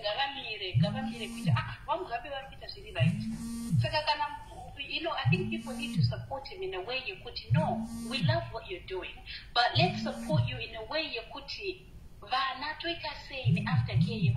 But Monique, I want to ask you a question. You and your husband, right? Paita makwirizi mbamenyu, Mugabe doesn't even know you guys. Maita makwirizi ega, where there's smoke until there's fire. Murume shkapa kuti inina misuguskara tumana ndi wangu. Let's go kuna wa Mugabe. Mosu mukaiwena murume wako. Makanaka kwa wa Mugabe kwenyu. Mosho kwa wa Mugabe. Wa Mugabe wa kufosa ere munu kuti we are part life ubude tishora mazauzi. Kana to you guys you go What I'm saying is that now he needs to look at his business as a whole. It has to be a holistic approach. You need to support and cushion and safeguard man. So Auntie Jane, my DNA over the phone. Right next to each other. Yes, they have gone to them, but what do they have as companies to cushion? Because that's what they're supposed to do. We actually care about these children. But my DNA for buried now. I never buried now, but that cushion here really can. Was one hour and one was Okura, say, what she does is because they're hurt. They're angry, and it's not fair. Monique. Pano vumrena iwe na mabe kwako tukinda kuma DNA va modedza va Mugabe vouya vati kune mwana shama muromo asogwa swab mwana asitozvibvunzira kuti what is going on here asisi kudisturb mwana here izvo already zvagara zviri kudisturb right.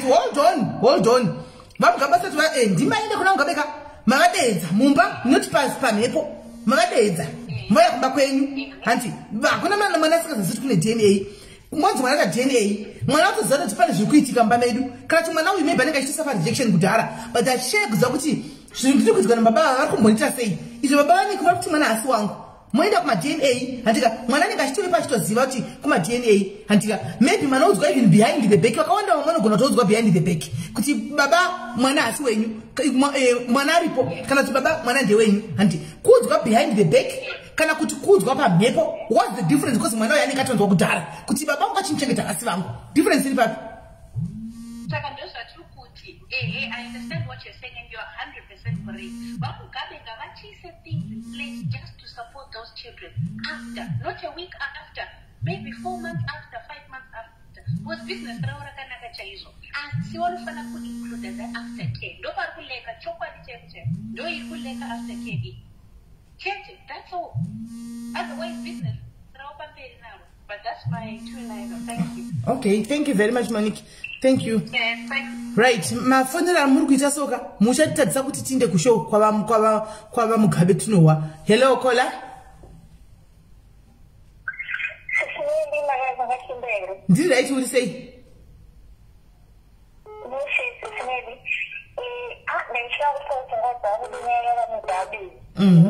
Ingoti gwigwigwi handisubvumirana nevanhu vari kutaura kuti tofanira kuita safeguard vana. What about aftercare? Because inini I believe on a sister nana mugabe vakataura already kuti there's counseling that is provided for vana.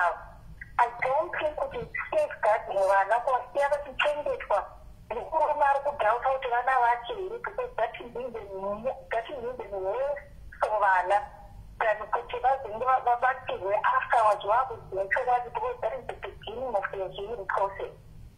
Chiri nani kuti mwana aende through. Yes, counseling, they are getting it. They are getting counseling after being gestation. And they I don't know ndikupindura tsanaka kachitana vakadzi kati yes vanopiwa counseling before and after. And they before and after, which I believe is crucial and it's the beginning of the healing process yevana ivavo, and it's even better nokuti vana vakuziva dzinda ravo, vakuziva kuti vanyatsopulana sei upenyu hwavo. Vanhu vari kutaura about aftercare, safeguarding vana, they don't know what they are talking about. I found out kuti ndinyatori after 25 years, ndani 35 years again, munhu wandaifunga kuti ndipapa andakazonzwisisa kuti so this is why all of this was happening to me. Akana chaifamba, I was lost, ende ndakakura ndiri muma chichengetwa nababa vaisabhirika kuti ndiri mwana wavo, and the trauma that I went through upenyu hwangu, it's something that I'm still recovering from. I think if I had been set down ndikaziva kuti aiwa zvinhu zvakamira zvakadai, even if I was 10, even if I was 13, I know kuti zvaizondirwadza panguva iyoyo, but I would have healed by the time I would have been 20. Kana kuti ndinoita 35 years muchisinei, tene nauri kushandisa zvisiro yako, dzinda rako terichera haurizivi. Okay, kutanga kuenda through a very long and difficult, hard process ekuti uzonyakuziva kuti ndiwe ani, unobva kuti unyini yako ndeipi. Process iyoyo yakaoma. It's much better kuti mwana azive chokwadi, oenda through the healing process that they need to go through, because they receive counseling before maturity, they receive counseling after maturity. And it is a healing process that I recommend. I don't think it's very good to share, but it was story nani kuti mwana akwanise kuenda through that journey achiziva kuti chokwadi ndeichi. And I think the blame should be put kuna mai nokuti thank you achisafa rejection, like what you are saying kuti waitokura uchiona kuti there's a difference pano baba vamaita vari kuita but usingazivi asi uchinzi baba wako handiona usingazivi what's going on kusvika pa 35 years. Come on guys, ndakararama upenyu hwakaoma ndisinganzwisise kuti kufii usingazive vabereki vangu vakuru vanenge vachiti vari kundichengetedza inini, asi hapana kundichengetedza kwavaiita nekuti ndakatokura ndichitambudzika chineteka usingazive kuti chii chaizvo chaizvo. Asiwo zvazokuda pachena 35 years inoita kuti ndo zvanga zviripo, asi aina ndakaziva kubva kukura kwese ndaikwanisa kuzivisa kuti sei baba havachinitreata the way he treated me. It probably wouldn't have hurt the way it did, but I forgot to baba vavo, you know.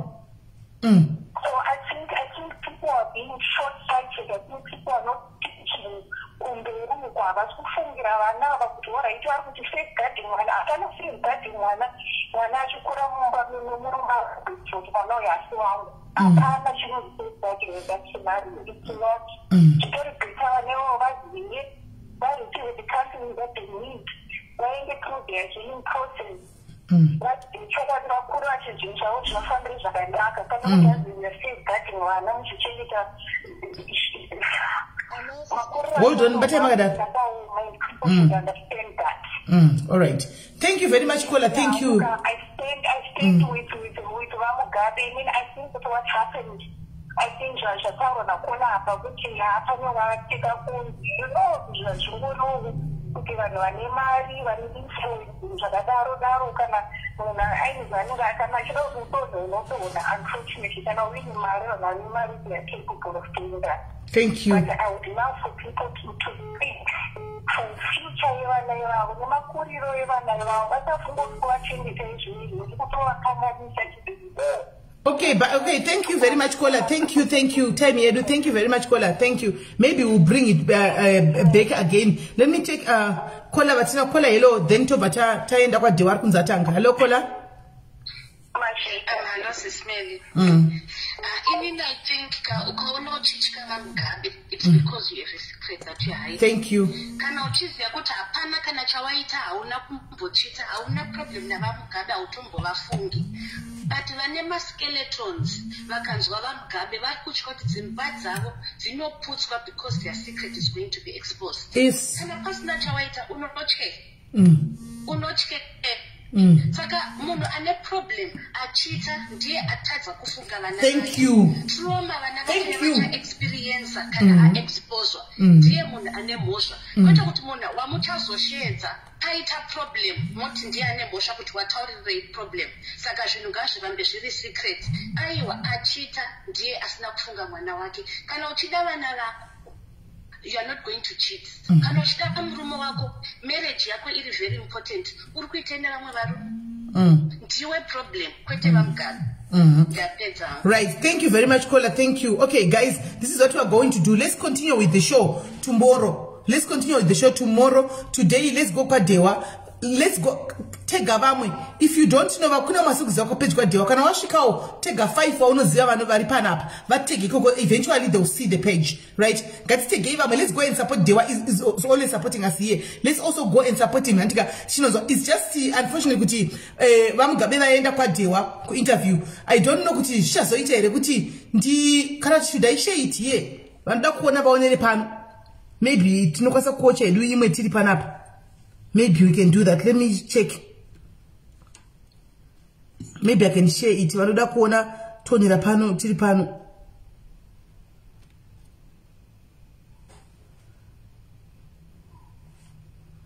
Right.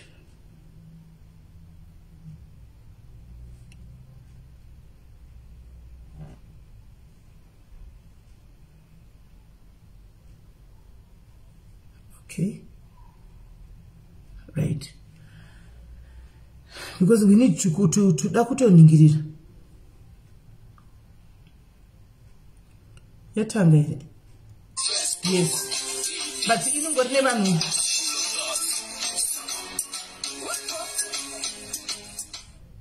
Manje I share page ka even what to say. Good people, good people, say, no, say, go wherever you share are. To a group. I used to put this page to share to a group.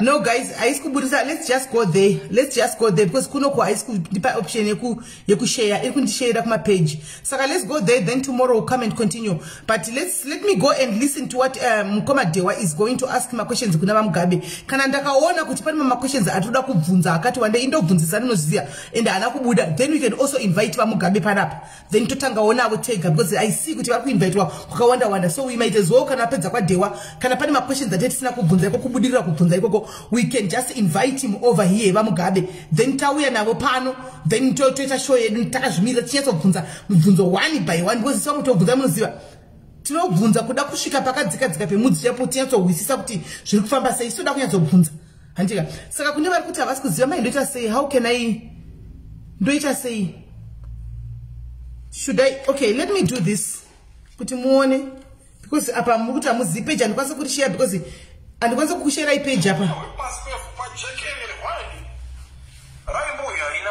asati auya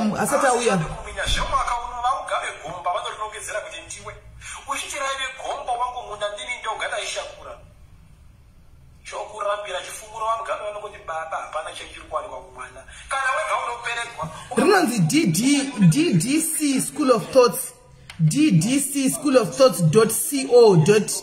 Mirendi kunyorere DDC School of Thoughts School of Thoughts